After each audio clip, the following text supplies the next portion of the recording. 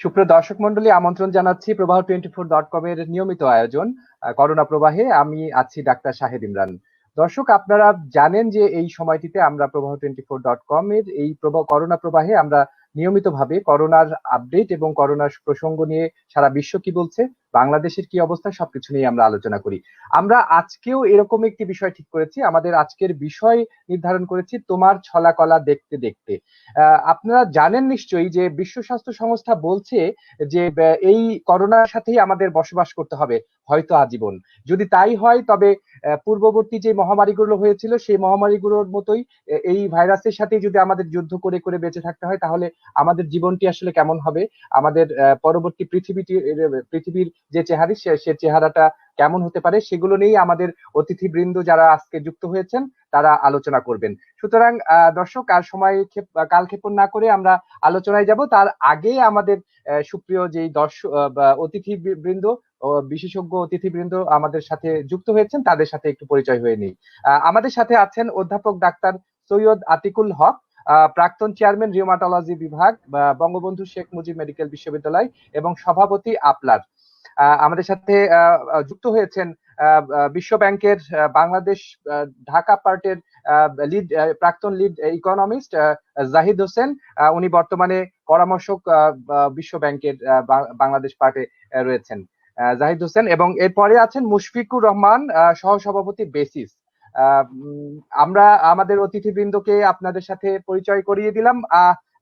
অতিথিবৃন্দ সবাইকে আমাদের আজকের করোনা প্রবাহে আমন্ত্রণ, স্বাগত জানাচ্ছি আপনাদের সবাইকে। আমরা আজকে আলোচনা করব যে করোনার প্রেক্ষাপটটি নিয়ে। আমি আলোচনার শুরুতেই অধ্যাপক ডাক্তার সৈয়দ আতিকুল হক স্যারের কাছে যেতে চাই। স্যার, আপনি কি আমাকে শুনতে পাচ্ছেন? হ্যাঁ, শুনতে পাচ্ছি পরিষ্কার। ধন্যবাদ স্যার। স্যার, আমরা WHO বলছে যে হয়তো আগামীতে আমাদের এই করোনাকে নিয়েই আমাদের জীবনযাপন করতে হবে। করোনার সাথে বসবাস যেই বিষয়টি রয়েছে সেইটা যদি করতেই হয়, তাহলে আমাদের আসলে জীবন ধারণের প্রক্রিয়াটি কেমন হবে, আমাদের জনস্বাস্থ্যের বিষয়টি কতটুকু জনস্বার্থে লাগিয়ে কাজ করা যেতে পারে, বাংলাদেশকে প্রেক্ষাপট নিয়ে যদি আপনি একটু আমাদেরকে এই বিষয়টি মোটা দাগে একটু বলেন। অনেক ধন্যবাদ। আমি বলবো যে আসলে এই করোনা বা এই ধরনের কিছু কিছু জীবাণুর হুমকি তো আগে থেকেও ছিল, মানে ঘাতক ফুসফুসের ইনফেকশন আগেও কিছু কিছু হতো, কিন্তু করোনা আসার কারণে এটা বেড়ে যাবে, এতে কোনো সন্দেহ নাই। আমাদের মৃত্যুর ঝুঁকিও বাড়বে। আমাদের এই যে ঘাতক ফুসফুসের সংক্রমণ থেকে রক্ষা করার জন্য আমাদের স্বাস্থ্য ব্যবস্থায় যে প্রস্তুতি, সেই প্রস্তুতির যে একটা বিরাট অভাব ছিল, আমার মনে হয় করোনা সেটাকে আমাদের সামনে খুব নগ্নভাবে তুলে ধরেছে। তা এখন এটার জন্য আমাদের যেটা দরকার সেটা হচ্ছে আমাদের হেলথ কেয়ার নেটওয়ার্কটাকে অনেক বেশি শক্তিশালী করতে হবে। আমাদের সবগুলো সরকারি কিন্তু স্বাস্থ্য খাতে বাজেট সবসময় কম ছিল, এই বাজেটটা অনেক বেশি বাড়াতে হবে। যেমন আমি যদি বলি যে আমাদের প্রত্যেকটা সরকারি মেডিকেল কলেজ, আমাদের এটাও বুঝতে হবে যে বেসরকারি খাত এই ঝুঁকিপূর্ণ করোনাকে নিয়ে যে ঝুঁকিপূর্ণ ব্যবসা, এটাকে কিন্তু মানে খুব সহজে যে আলিঙ্গন করে নিয়েছে তা কিন্তু আমরা দেখছি না। কাজেই আমাদের বুঝতে হবে যে আলটিমেটলি স্বাস্থ্য সেবার জন্য সরকারি খাতের প্রাধান্যটা প্রতিষ্ঠা করতে হবে। সরকারি খাতই হবে মূল খাত, এবং সেখানে সরকারি যেমন প্রত্যেকটা মেডিকেল কলেজে আমি যদি বলি একটা বায়োসেফটি লেভেল 2 সম্পন্ন একটা ভাইরোলজি ল্যাবরেটরি থাকা দরকার। তারপরে প্রত্যেকটা মেডিকেল কলেজ এবং প্রত্যেকটা জেলা সদর হাসপাতালে সেন্ট্রাল অক্সিজেন সাপ্লাইয়ের ব্যবস্থা থাকা দরকার। এই ধরনের অনেকগুলো ব্যবস্থা যেগুলো এর মধ্যে আলাপ আলোচনা হচ্ছে, আমাদের ডাক্তারদের মধ্যেও ক্লিয়ার, এমনকি যারা ডাক্তার না তাদের মধ্যেও ক্লিয়ার যে কোথায় কোথায় আমাদের ঘাটতি। আমাদের ভেন্টিলেটরের সংখ্যা খুবই কম, বিভিন্ন ছোটখাটো যন্ত্রপাতি কম দামি বেশি দামি অনেক কিছু আমাদের প্রয়োজন ছিল যেগুলো নাইয়ের কারণে। তা এখন এটাও ঠিক যে আমাদের কিন্তু নিত্য নৈমিত্তিক যখন এই ধরনের একটা প্যান্ডেমিক থাকে না তখনও কিন্তু পিপির দরকার থাকে, অথচ আমাদের দেশে সেই পিপির চলটাও ছিল না। আমাদের হাসপাতালগুলোকে যে ডিসইনফেক্ট করার যে একটা পলিসি কেন্দ্রীয়, এই ব্যাপারে WHO, আমেরিকান সিটিসি তাদের দিক নির্দেশনা অনেক দিন ধরে আছে, অথচ সেই দিক নির্দেশনা আমাদের কখনোই প্রতিপালন করা হয়নি। এবং আমাদের এই জন্য হাসপাতালগুলো পৃথিবীর সব দেশেই হাসপাতাল একটা সংক্রমণের ঘাঁটি, কিন্তু আমাদের দেশে এটা আরো অনেক বেশি, কারণ আমাদের প্রপারলি কখনো ডিসইনফেক্ট করা হয়নি। কাজেই প্রপার ডিসইনফেকশন প্রোটোকল যেন সব জায়গায় ফলো করা হয়। আমাদের নার্সের সংখ্যা খুব কম, আমাদের ডাক্তারের সংখ্যা কম, টেকনোলজিস্টের সংখ্যা কম, সেই সংখ্যাল্পতে আমরা সব দিকে সাফার করছি, এবং এগুলো কিন্তু আমাদের দ্রুত এগুলিকে মোকাবেলা করতে হবে। আমি দেখেছি যে মানে কিছুদিন আগে একটা পত্রিকান্তরে প্রকাশিত হয়েছে যে সরকার এডিপিতে স্বাস্থ্য খাতে 800 কোটি টাকা বরাদ্দ বাড়াচ্ছে, যেটা আগের বছর 1200 কোটি টাকা বাড়ানো হয়েছিল। তার মানে এই বছর কিন্তু সেটা কমে যাচ্ছে। যখন কমাতে হয় তখন স্বাস্থ্য খাতেরটাই কমে। অথচ এই স্বাস্থ্য খাতে কিন্তু এইবার আমরা আশা করছিলাম যে অন্তত 5000 কোটি টাকা যোগ হবে এডিপিতে, কিন্তু সে জায়গায় মাত্র 800 কোটি টাকা যোগ হচ্ছে। তারপরে আমি আরো কতগুলো জিনিস বলবো, স্বাস্থ্যের বাইরেও কতগুলো বিষয় আছে। আমি বলবো যে স্বাস্থ্যের বিষয়ে কিন্তু স্বাস্থ্য খাতের যে বিশেষজ্ঞ সিদ্ধান্ত গ্রহণে তাদের একটা ভূমিকা কিন্তু প্রতিষ্ঠা করতে হবে। আমাদের এখনো সিদ্ধান্ত গ্রহণে বেশিরভাগ ক্ষেত্রে সিদ্ধান্ত গ্রহণ নিয়ে থাকেন প্রধানত আমলা এবং রাজনীতিবিদরা, যাদের এই খাতে এই ব্যাপারে জ্ঞান নাই। মানে বিষয় বিশেষজ্ঞের যে একটা প্রয়োজন আছে, এটা আমার মনে হয় আমাদের সামনে উন্মোচিত হয়েছে। আমাদের অর্থনীতিবিদরা আগে থেকেই বলছিলেন যে জিডিপির প্রবৃদ্ধি হচ্ছে, এটা খুব ভালো কথা, আমরা অত্যন্ত মানে আনন্দিত এটাতে, এবং আমি এই জন্য আমাদের সরকারগুলোকে ধন্যবাদও জানাবো। কিন্তু অর্থনীতিবিদরা বলছিলেন যে জিডিপি প্রবৃদ্ধিকে অন্তর্ভুক্তিমূলক করতে হবে, যেন এই প্রবৃদ্ধির সুফল সমাজের সবচেয়ে নিম্ন স্তরের মানুষগুলোও পান। অথচ এই গত 10 বা 20 বছরে যে জিডিপি প্রবৃদ্ধি হয়েছে তাতে কিন্তু গরিবের কোনো উপকার হয়নি। ধনীরা আরো ধনী হয়েছেন, সম্পদ আরো বেশি, সবচেয়ে ধনী উপরতলার 0.1% অফ মানুষের মধ্যেই পুঞ্জীভূত হয়েছে, আর গরিবের রিয়েল ইনকামটা কিন্তু আসলে অর্থনীতি হিসেবে কমেছে। তা এখন এই মানে সমাজের সবচেয়ে যারা গরিব, সবচেয়ে দরিদ্র, তাদের উপার্জন বাড়ানোর জন্য যে প্রক্রিয়া, যেমন ন্যূনতম বেতনটাকে বাড়ানো, এই ব্যাপারে গার্মেন্টসের বিভিন্ন মানে সংস্থা, ট্রেড ইউনিয়নগুলো দাবি জানাচ্ছিল 16,000 করা, সেটাকে 8,000 করা হয়েছে। যদি 16,000 থাকতো, এখন কিন্তু আমরা এই ঝুঁকিতে থাকতাম না যে কারখানা চালু না রাখলে ওই শ্রমিকগুলো না খেয়ে মারা যাবে। তাদের হাতে কিছুটা বাড়তি উদ্বৃত্ত কিন্তু থাকতো, তারা চালাতে পারতো নিজেদেরকে। তারপরে তাদের মধ্যে সবচেয়ে গরিবদের মধ্যে শিক্ষার ব্যাপক বিস্তার, তাদের মধ্যে আত্মকর্মসংস্থানটাকে ফ্যাসিলিটেট করা, এই ধরনের অনেকগুলো পদ্ধতি সরকার নিতে পারতেন বা আগে থেকে নেওয়া। আমি মনে করি এখন আমাদের সেটা নেওয়া উচিত, এখন আমাদের সেই পদক্ষেপগুলো নেওয়া উচিত। আর তার পাশাপাশি আমি আরেকটা পরিবর্তনের প্রয়োজন খুব বেশি তীব্রভাবে বোধ করছি, যে আমাদের টোটাল সমাজ ব্যবস্থা, শুধু চিকিৎসা ব্যবস্থা না, সমাজ ব্যবস্থা এবং চিকিৎসা ব্যবস্থাকে যতখানি সম্ভব ডিজিটাল প্ল্যাটফর্মের মধ্যে নিয়ে আসতে হবে। ডিজিটাল প্ল্যাটফর্ম না থাকার কারণে এখন কিন্তু শিক্ষা ব্যবস্থা ভেঙে পড়েছে।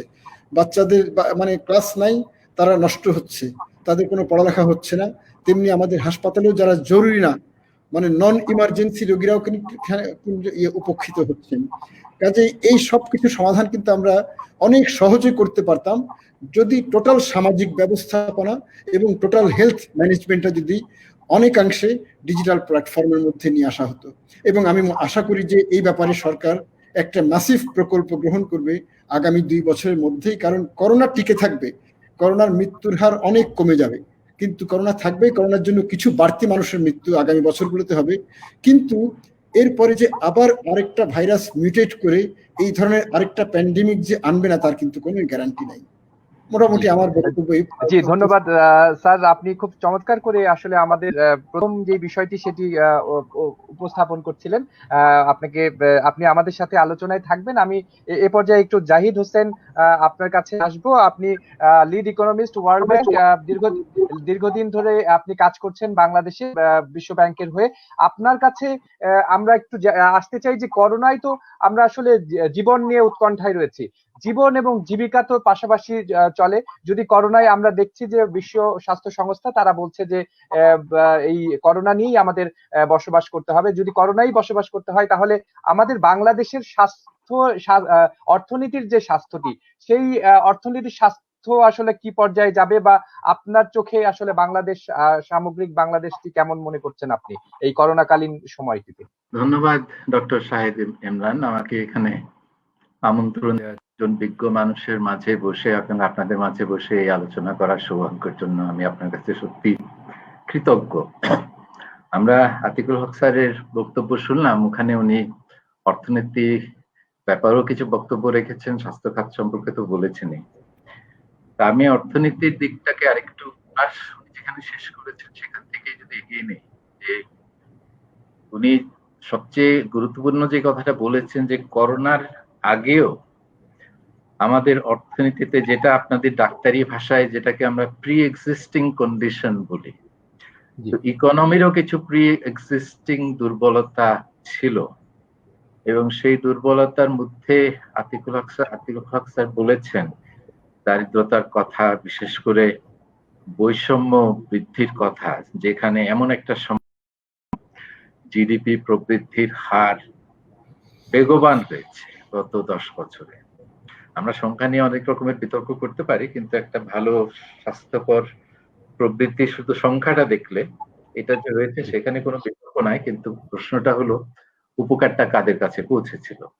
সেখানে আতিকুল হাসান বলেছেন যে এখানে একটা বিরাট বৈষম্য লক্ষ্য করা গেছে। তবুও এটুকু বলবো, একটু ক্লারিফাই করতে চাই যে দারিদ্র বিমোচন হচ্ছিল করোনার আগ পর্যন্ত।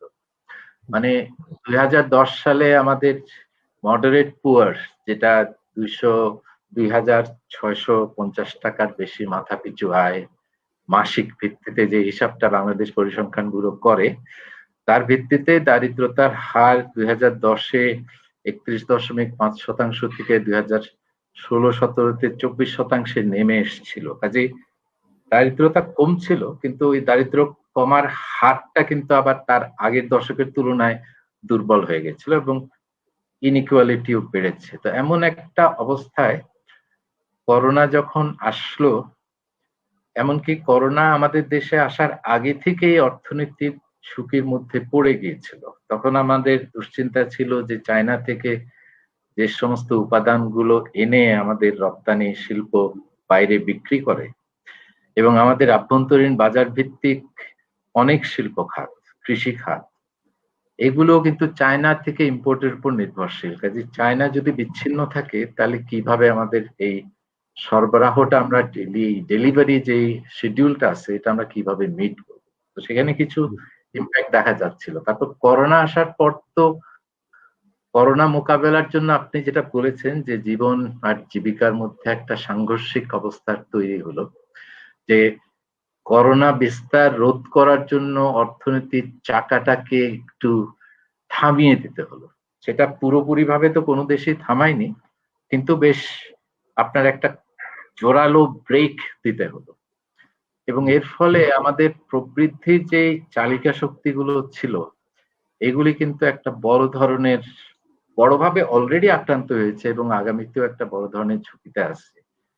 প্রবৃদ্ধির চালিকা শক্তি আর অর্থনীতির ভিত্তির মধ্যে আমি একটু ডিফারেন্সিয়েট করতে চাই, যে আমাদের যে অর্থনীতির আকারটা যেটা বাড়ে, সেই বৃদ্ধিটা কোত্থেকে আসে। আবার অর্থনীতির আকারের মধ্যে কিন্তু কৃষি খাত এবং সেবা খাত একটা বড় ভূমিকা রাখে।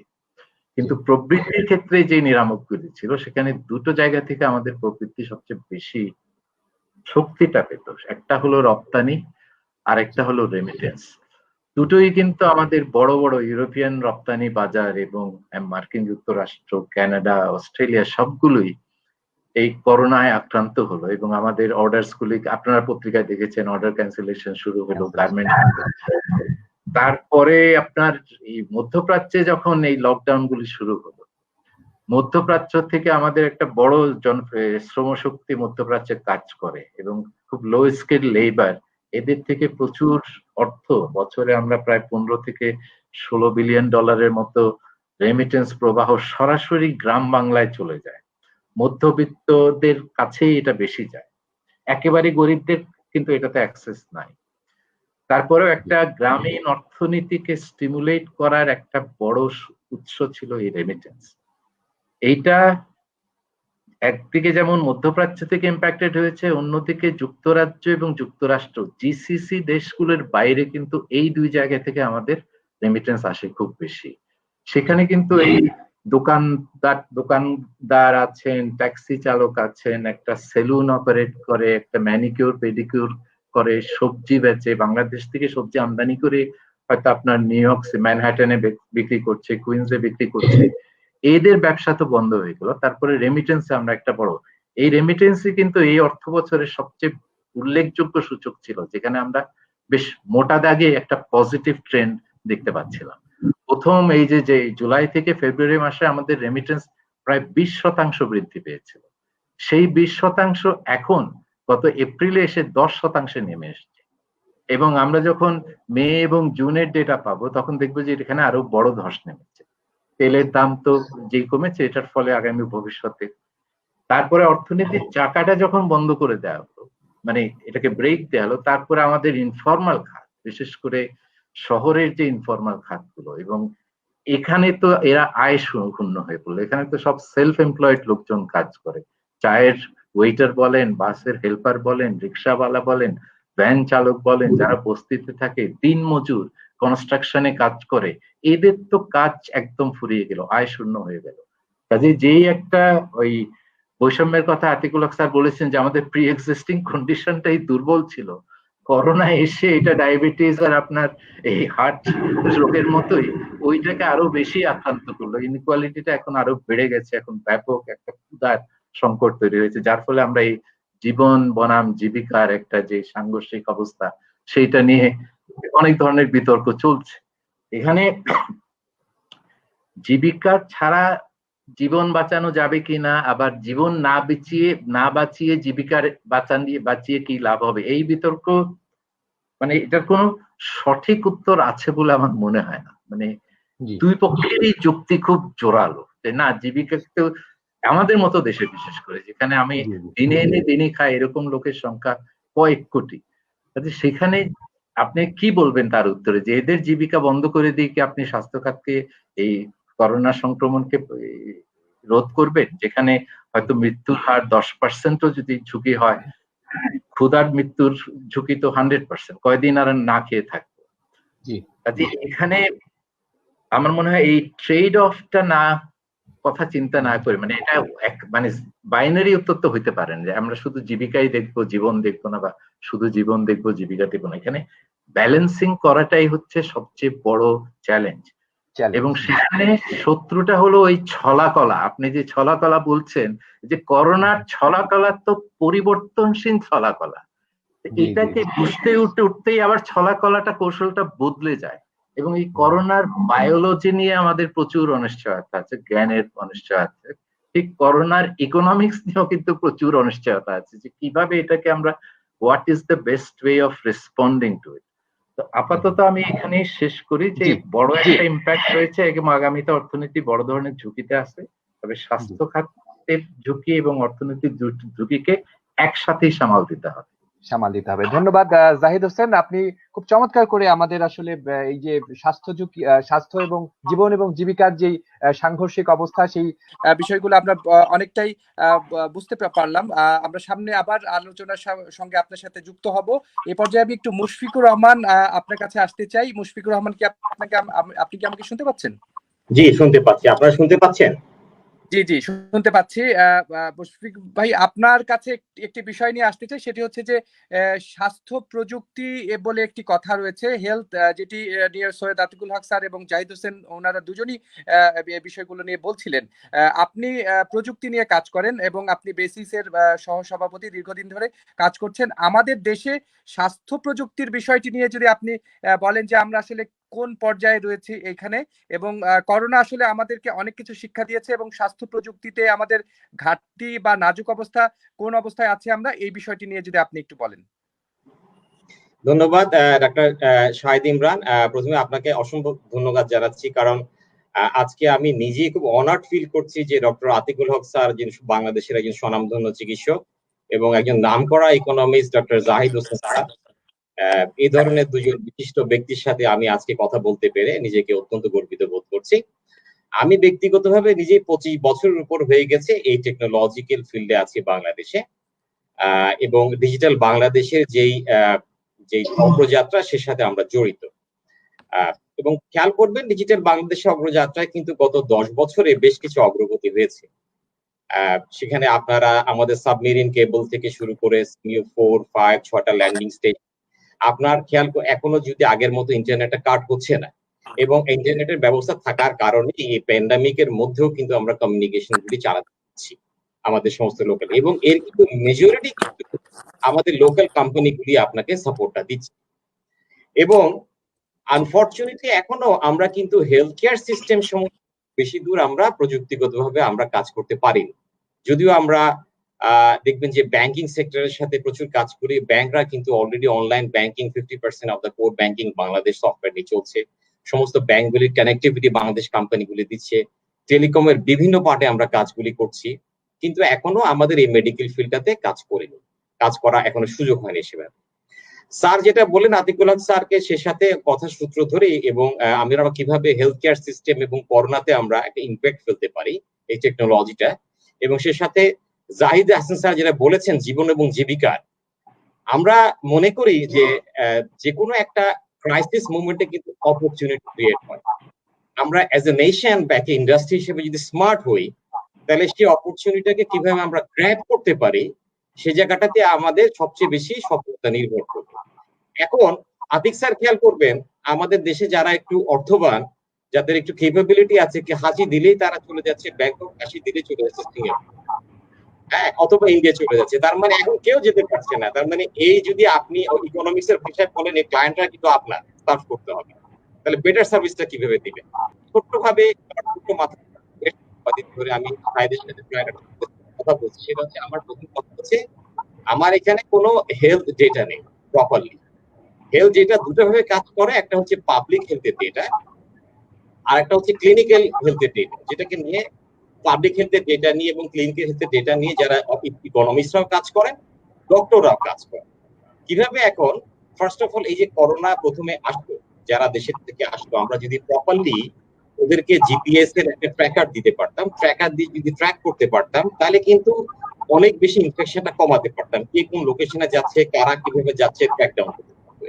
এগুলি কিন্তু অত্যন্ত এখনকার দিনে কিন্তু অত্যন্ত ইজি টেকনোলজিক্যাল ইস্যুগুলি। সে সাথে তার তথ্যগুলি পেতাম, কারা কারা তাহলে এখন কিভাবে তারা কিভাবে আপনার কজন ইফেক্টেড হচ্ছে, এখন করোনায় পজিটিভ হচ্ছে, কজন চিকিৎসা নিচ্ছে, তার মানে অ্যান্টিবডি গুলি যদি জানতে পারতাম তার আইডি গুলি দিয়ে, তাহলে এখন যে প্লাজমার যে চিকিৎসাটা হচ্ছে, এই যে রক্তের জন্য দৌড়াদৌড়ি করছেন, দৌড়াদৌড়ি না করতে ওই ডেটা বেসটুকু জানা দরকার। তার মানে এই জায়গাগুলিতে তার মানে এই জিনিসগুলি আমাদের যদি কাজগুলি করতে পারতাম, তাহলে দেখেন দেশের লোকজন তথ্য প্রযুক্তির কাজ করতো, আপনারাও ক্লিনিক্যাল সাইড থেকে ইমপ্রুভ করতে পারতেন, এবং হেলথ ডেটা বেসটা যদি আমরা তৈরি করি, সারা দেশে কিন্তু খেয়াল করবেন যে সারা পৃথিবীতে ডক্টরস আর নাম্বার, আবার তার উপরে যারা বিশেষ করে আমাদের মতো যারা স্পেশালিস্ট থাকেন তারা আরো নাম্বার। তার মানে আপনারা সময়টা খুব কম পাবেন। তার মানে আমি তথ্যটা যত বেশি সন্নিবেশিত করে আপনার সামনে একটা লোকের হেলথ ডেটাটা প্রসেস দিতে পারবো, তত বেশি আপনার ক্লিনিক্যালি কিন্তু তাকে আপনি টাচ করতে পারবেন, বেটার আপনি দিতে পারবেন এখানে। এখন করোনা আসাতে কি হচ্ছে, করোনা আসাতে দেখা যাচ্ছে মেজরিটি সিনিয়র ডক্টররা, অথবা যেহেতু তাদেরও হেলথ ইস্যু আছে সামনে, তারা যেতে পারছেন না। তার মানে এখন এই জায়গাটাতে আমরা কিভাবে টেকনোলজি হেল্প করতে পারি, আমরা যেরকম অনশোর অফশোর বাইরে কাজ করি, মানে দেশের কাজ অনশোর করে অফশোর করি, তাহলে অনশোর অফশোর মডেলটা করি। অনশোর অফশোর মডেলটা করলে কি হয়, such N important thing, let's say আমরা বিভিন্ন জায়গায় একজন কল করলেন, তাকে আমাদের কল করার পরে কেউ যাবে তার বাসায় যাবে, বাসায় গিয়ে কিন্তু হেলথ টেকনোলজিস্টরাই যাবেন, তার টেম্পারেচার মাপবেন, প্রেশার মাপবেন, যদি সম্ভব হয় পোর্টেবল এক্সরে মেশিন দিয়ে এক্সরেটা করবেন, আরো কিছু টেস্ট করতে হবে। এটার জন্য কিন্তু তার মানে প্রচুর এমপ্লয়মেন্ট আসছে। এই ডেটাটাকে নিয়ে যদি আমরা তখন একটা মানে মাঝারি ধরনের লেভেলে ডক্টরদের কাছে গেলাম, এরপরে যদি তারা মনে করে আরো হায়ার লেভেলে যাবেন গেলাম, তার মানে সবকিছু টেকনোলজি নিয়ে কাজগুলি করছি আমরা। তাহলে জাহিদ স্যার খেয়াল করেন স্যার, তার মানে আমাদের যে এখানে যে টেকনোলজির যে ইস্যুটার মধ্যে আমরা কিন্তু হেলথ কেয়ার প্রফেশনাল বিভিন্ন নার্স থেকে শুরু করে, আমরা টেকনোলজিস্ট থেকে শুরু করে, টেকনিশিয়ান থেকে শুরু করে এমপ্লয়েবল করতে পারছি, এবং with the help of technology এটাকে নিয়ে যেতে পারছি স্টেজ অনুযায়ী কোন ডক্টররা কিভাবে এটাকে ট্রিট করবে, এবং এটার সাথে তার যদি সমস্ত ডেটাগুলিকে নিয়ে কাজগুলি করা যায়, ইফিসিয়েন্সি গুলি ইমপ্রুভ করবে। This is one way to value add and make sure that all actors সেক্টরে কিভাবে আমরা এমপ্লয়মেন্ট করব এবং হেলথ সেক্টরকে এফিশিয়েন্টলি রান।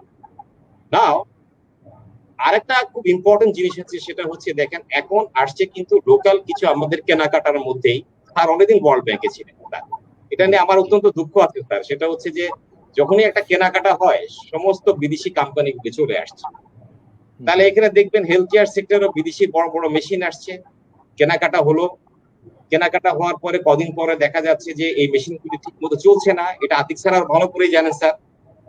লোকাল যদি ক্যাপাসিটি গ্রো না করা যায়, লোকাল ভ্যালু এডিশন যদি গ্রো না করা যায়, এটার বিজনেস কন্টিনিউশন এবং এটার ভ্যালু এডিশনটা ক্রিয়েট করা যায় না। এখন সারা দেশে যখন শুরু হলো তখন জানলাম আমাদের মাননীয় স্বাস্থ্যমন্ত্রী বললেন 500টার মতো নাকি 16 কোটি লোকের নাকি আইসিইউ ভেন্টিলেটর আছে। তার মানে এই চিত্রটা দেখলে কিন্তু ভয়াবহ একটা হেলথ সেক্টর কন্ডিশনটা বোঝা যায়। তাহলে দেখুন অনেক জিনিস কিন্তু কভার করা যায়। আমরা যখন পরে খেয়াল করলাম, আমি বেশ কিছু আমার বন্ধু বান্ধবের সাথে কথা বলছি, প্রচুর বন্ধু বান্ধব আমাদের ডক্টর সাইফুল্লাহ যে আছেন আমাদের ব্যাচেরও, উনি বায়োলজি, তাদের সাথে কথা বললাম যে খুব অল্প পরিমাণ কিন্তু মাত্র যাচ্ছেন আইসিইউতে। তার মানে আইসিইউর বাইরে যে ইমার্জেন্সি আমি যদি বেসিক সিপ্যাপ ডিপ্যাপ মেশিন গুলি দিতে পারি, তাহলে কিন্তু প্রচুর সম্ভব হবে এই সমস্ত পেশেন্ট গুলিকে বাঁচিয়ে রাখার। বাঁচার মালিক আল্লাহ, আমি বুঝালাম যে বাঁচিয়ে রাখা সম্ভব। এবং this are the all small equipment can be produced and 100% manufacture in Bangladesh. Already আমাদের কোম্পানি যেটা থ্রুতে আগামীকাল আমরা এই মাসটিতে জমা দিচ্ছি, এরকম 12-14টা আছে। তার মানে স্যার যদি পলিসি লেভেল ভাবে, যাই স্যারকে একটা আন্তরিক অনুরোধ করছেন, পলিসি লেভেল ভাবে স্মল এন্ড মিডিয়াম ইন্ডাস্ট্রি যেটা আমরা গ্রো করার বাংলাদেশে প্ল্যান করছি, এবং দেখবেন যে করোনার পরে যে চায়না থেকে কিছু ইন্ডাস্ট্রি শিফট করবে, আমরা খুব হাই স্কেলে যাব না, কারণ বেসিক আইসিইউর ভেন্টিলেটর বানানো কিন্তু, প্রপার আইসিইউর ভেন্টিলেটর বানানো কিন্তু অনেক ক্রিটিক্যাল একটা বিষয়, এবং প্রপার আইসিইউ কিন্তু একটা নেগেটিভ প্রেসারে কাজগুলি করতে হবে। কিন্তু এর বাইরে যে ইমার্জেন্সি যেগুলি, যেখান থেকে আমার কয়েক লাখ হবে, সেটা আমরা যদি 50,000 টাকা নিয়ে আসতে পারি, এবং এটা হেলথ কেয়ার টেকনিশিয়ান এবং নর্মাল ডক্টররা কিন্তু কাজ চালাতে পারবে, তাহলে আমাদের এই যে প্রাইমারি টু সেকেন্ডারি লেভেলের এই আপটুকু হেলথ কেয়ার সিস্টেমটাকে আমরা with the help of technology একটা সার্টেন লেভেলে নিয়ে যেতে পারবো। সো পলিসি লেভেল ভাবে, পলিসিগত ভাবে এই জিনিসগুলিতে ইনজেক্ট করা খুব জরুরি দরকার। দ্বিতীয়ত আমাদের চিকিৎসকরাও আমাদের সাথে একটু যদি সহায়তা করেন, তাহলে আমরা নিশ্চয়ই with the help of technology স্বাস্থ্য সেবাকে একটা নির্দিষ্ট জায়গাতে পৌঁছে নিতে পারবো ইনশাআল্লাহ। সবাইকে জি, মুশফিকুর রহমান ভাইয়া, আপনাকে অসংখ্য ধন্যবাদ। আপনি হেলথ টেকনোলজি নিয়ে বলছেন, কারণ প্রযুক্তি নির্ভরতার উপরে কিন্তু সারা বিশ্ব চলছে, সুতরাং আমরাও কতটা বাংলাদেশ প্রযুক্তি নির্ভর হতে পারি সেই প্রচেষ্টা আসলে আমাদেরও হওয়া প্রয়োজন। আমরা একটু অধ্যাপক ডাক্তার সৈয়দ আতিকুল হক আপনার কাছে একটু আসতে চাই। স্যার কি আমাকে শুনতে পাচ্ছেন? হ্যাঁ, শুনতে পাচ্ছি। হ্যাঁ স্যার, আপনি অনেকক্ষণ শুনছিলেন। স্যার আমাদের জাহিদ হোসেন স্যারও কথা বলছিলেন, মুশফিকুর রহমান উনি হেলথ টেকনোলজি নিয়ে কথা বলছেন, ইকোনমিক নিয়ে কথা হলো। আমরা এবার স্যার চিকিৎসার বিষয়ে যদি একটু আসি, সাম্প্রতিক সময়ে আমরা দেখছি যে কিছু চিকিৎসা ব্যাপারে আমরা কিছুটা মনে হচ্ছে যেন স্বস্তিদায়ক কোনো কথা কিনা, এই বিষয়টি আপনি স্যার ভালো বলবেন। সেটি হচ্ছে যে আমরা কনভালেসেন্ট প্লাজমা থেরাপি ঢাকা মেডিকেল কলেজে সেটা শুরু করবার জন্য তারা এথিক্যাল পারমিশন পেয়েছে। এই থেরাপিটি আসলে আমাদের জন্য কতটুকু স্বস্তির কারণ হবে বা আমাদের চিকিৎসায় কতটুকু পরিবর্তন ঘটাতে সহায়তা করব, এবং একই সাথে প্রশ্নটি যদি জুড়ে দিতে চাই সেটি হচ্ছে যে আইভারমেকটিন এবং যে সম্প্রতি গত কয়েকদিন ধরে হলো এই ওষুধটি, যে কোষপাত্রা এবং উকুনের ওষুধগুলো যদি দিয়েও অনেকে সফলতা পাচ্ছেন বলে তারা বলছেন, অনেক চিকিৎসক। তো সেক্ষেত্রে আসলে আমাদের জনসাধারণের মনে কিছুটা বিভ্রান্তিও কাজ করে যে আসলে কোন ওষুধ খাবো বা কোথায় গিয়ে চিকিৎসা করব। এই যখন অবস্থা, স্যার আপনার কাছে একটু চিকিৎসার উন্নতি বা অগ্রগতির বিষয়টি নিয়ে একটু যদি আমি আসি আপনার কাছে। জি, অনেক ধন্যবাদ। তোমার প্রশ্ন আসলে আমি বলবো দুইটা দিক আছে, একটা হচ্ছে কনভালেসেন্ট প্লাজমা আর একটা আইভারমেকটিন। এই দুটাই হচ্ছে প্রশ্নের মূল টার্গেট বলে আমার মনে হচ্ছে। আমাদের যারা মুমূর্ষু রোগী তাদের জন্য অবশ্যই কনভালেসেন্ট প্লাজমা একটা ভালো অপশন হিসেবে বিবেচিত হতে পারে।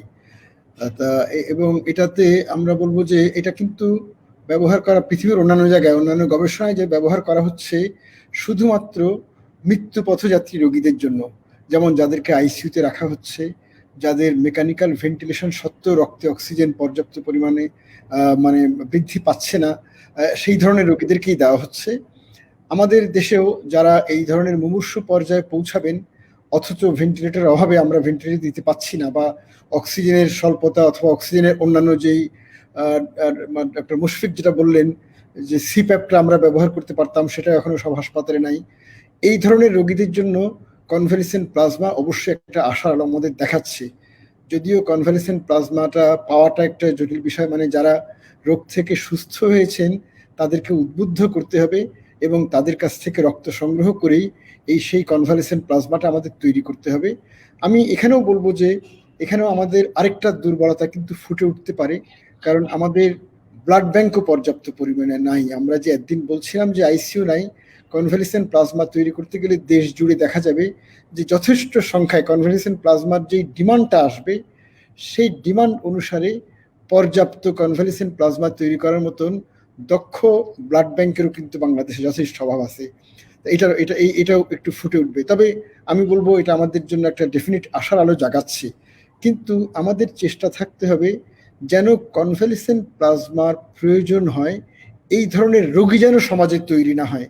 তার মানে ভাইরাসের ট্রান্সমিশনটা প্রতিরোধ করা, এবং সেদিকে কিন্তু আমাদের এমন কোনো উল্লেখযোগ্য অগ্রগতি হচ্ছে না, বরং এই যে এখন উত্থান, মানে আমি বলবো যে আমাদের আক্রান্ত রোগীর সংখ্যা, মৃতের সংখ্যা দুটারই যে উত্থান, এবং আমি যদি পাশাপাশি আমেরিকার যে গ্রাফ তার সাথে যদি তুলনা করি, আমেরিকায় এই যে অ্যাসেন্ডিং গ্রাফটার উল্লম্ফনটা শুরু হয়েছিল তাদের প্রথম রোগী আক্রান্ত হওয়ার 89তম দিবসে। আমরা বোধহয় আর 17-18 দিন পর আমরা সেই 89তম দিবসে যাব। এরপরে যেটা আরো বাড়বে না, এবং আমাদের যদি ব্যাপক হারে পরীক্ষা করা হতো করোনার রোগীদের, যে সমস্ত রোগীর করোনার একটা মাত্র উপসর্গ আছে তাদেরকেও শনাক্ত করা, তাদেরকেও আমাদের নেটওয়ার্কের মধ্যে নিয়ে আসা, এই মাত্রায় যদি পরীক্ষা হতো তাহলে কিন্তু আমরা সত্যিকার চিত্রটা বুঝতে পারতাম যে আমাদের আক্রান্ত রোগীর সংখ্যা কি হারে বাড়ছে। আমরা যেটা পাচ্ছি সেটা মনে হচ্ছে খানিকটা আন্ডার এস্টিমেট হবে। এরপরে আমি আসবো আইভারমেকটিনের ব্যাপারে। আইভারমেকটিন নিয়ে আমারই শরীর, অত্যন্ত স্নেহের শরীর ডক্টর তারেক আলম, তিনি একটা গবেষণার ফল প্রকাশ করেছেন এবং ফলাফলটা আশাব্যঞ্জক। যদিও আমি বলবো যে আসলে আমি এখনো জানতে পারিনি যে এই গবেষণাটার ডিজাইনটা কি ছিল, এই গবেষণায় অ্যানালাইসিসের পদ্ধতিটা কি ছিল, এবং এক্স্যাক্ট উপাত্তটা কি। আমরা এক্স্যাক্ট উপাত্ত, এমনি তো আমরা সবাই কিন্তু জানি যে করোনার শতকরা প্রায় 90 থেকে 95 রোগী আপনা আপনি ভালো হয়। শতকরা 5 ক্ষেত্রে এটা খুব তীব্র হয়, এবং সেই 5 বেশিরভাগেরই আমাদের দেশে মৃত্যু হওয়ার কিন্তু আশঙ্কা আছে ভবিষ্যৎ দিনগুলোতে। তা এখন এই যে শতকরা 90, বা আমি যদি কমিয়ে যদি 80 যদি বলি, সেই 80 রোগীকে নিয়ে যদি আমি যে কোনো ওষুধ নিয়ে ট্রায়াল দিই, তাহলে কিন্তু যদি আমার পাশাপাশি একটা মানে প্লেসিবো গ্রুপ, কন্ট্রোল গ্রুপ যদি না থাকে, তাহলে কিন্তু আমার মনে হবে যে কোনো ওষুধই কাজ করে। এটা একটা আমাদের কাছে প্রতিভাত হতে পারে। কাজেই এটার ডিজাইনটা কি ছিল, কন্ট্রোল গ্রুপ ছিল কিনা, এই জিনিসগুলো আমরা জানি না, এবং সঠিক উপাত্তগুলো। এবং আমার মনে হচ্ছে যে এটা নিয়ে আমাদের ফেসবুক এবং পত্রপত্রিকায় বেশ ব্যাপক আলোড়ন হচ্ছে। তার আগে কিন্তু একটা বৈজ্ঞানিক আর্টিকেল প্রস্তুত করে যদি একটা বৈজ্ঞানিক জার্নালে যদি প্রকাশ করা হতো, তাহলে আমার মনে হয় যে গোটা পৃথিবী জুড়েই এটা একটা গ্রহণযোগ্যতা অনেক বেশি হতো। আমি এখনো একটা জিনিস ঠিক যে একটা ট্রায়াল বা 2টা ট্রায়াল, ওনারা আরেকটা মানে পত্রিকা আরেকটা ট্রায়ালের উল্লেখ এসেছে মোনাশ ইউনিভার্সিটি, কিন্তু আমি জানি যে মোনাশ ইউনিভার্সিটির ট্রায়ালটা আসলে রোগী নিয়ে ট্রায়াল না, ওইটা ইনভিট্রো সেল কালচারে দেখা হয়েছে। এবং আমরা এটাও জানি যে ইনভিট্রো সেল কালচারে যে ওষুধগুলো কার্যকরী বলে প্রমাণিত হয়, তাদের অনেকেই দেখায় যে মানুষের শরীরে কাজ করে না। এবং শুধু তাই না, অনেকগুলো দেখা যায়, যেটি চিকুনগুনিয়ার ক্ষেত্রে হয়েছিল ওই ক্লোরোকুইন নিয়ে, যে ইনভিট্রো কাজ করেছিল অথচ ইন ভিভো দেখা গেছে যে তারা উল্টা ক্ষতি করেছে। কাজেই আমাদের এটাও হয়, কাজে ইনভিট্রো কাজের উপর আমরা অতটা ভরসা করতে পারি না, এবং একটা কাজের উপর না। কিন্তু আমি অবশ্যই তারেক আলমকে অত্যন্ত আমি মানে ধন্যবাদ জানাবো, কৃতজ্ঞতা জানাবো, কারণ আমার একটা অনুশোচনা ছিল যে এই করোনা নিয়ে সবচেয়ে খারাপ অবস্থায়ও ইটালিতে প্রচুর গবেষণা হচ্ছে, যার ফলাফলগুলো আমরা এখন পাচ্ছি, অথচ আমাদের বাংলাদেশে কিন্তু সেই হারে গবেষণা হয়নি। কাজেই তারেক আলম আমাদের জন্য একজন পথিকৃৎ, যিনি গবেষণা করেছেন, তা সেই জন্য অবশ্যই ধন্যবাদ দেবো। কিন্তু এরকম অনেক তথ্য আসতে হবে, এই ধরনের যখন মেটা অ্যানালাইসিস হতে হবে, মেটা অ্যানালাইসিসের জন্য পর্যাপ্ত সঠিক কোয়ালিটির ট্রায়াল, যেগুলিকে আমরা বলি র্যান্ডমাইজড কন্ট্রোল ট্রায়াল, এই ধরনের ট্রায়ালের উপর তৈরি হওয়া তথ্য উপাত্ত যদি যথেষ্ট আসে, এবং সেগুলি নিয়ে যারা মেটা অ্যানালাইসিস করেন, তারা মেটা অ্যানালাইসিস করার পরে ওই পুল ডাটার অ্যানালিসিস করে যদি দেখান যে এটা কাজ করে, তখনই আমাদের এর উপর পুরোপুরি বিশ্বাস স্থাপনটা প্রয়োজন হবে। জি, ধন্যবাদ স্যার। আর যেটি বলছিলেন যে আরসিটি করে যদি বা আমরা করতে পারি বা আমাদের আসলে যেটি প্রয়োজন বৈজ্ঞানিকভাবে একটা নতুন স্টাডি যদি বৈজ্ঞানিকভাবে অনুমোদন পেতেও অনেক পদ্ধতি অনুসরণ করতে হয়, যেটি কারণ আপনি দীর্ঘদিন থেকে গবেষণা কাজে যুক্ত রয়েছেন, পৃথিবীব্যাপী আপনি একজন সুপরিচিত মানুষ আমরা জানি, এবং আপনি বিভিন্ন সময়ে কাজ করছেন এগুলো নিয়ে।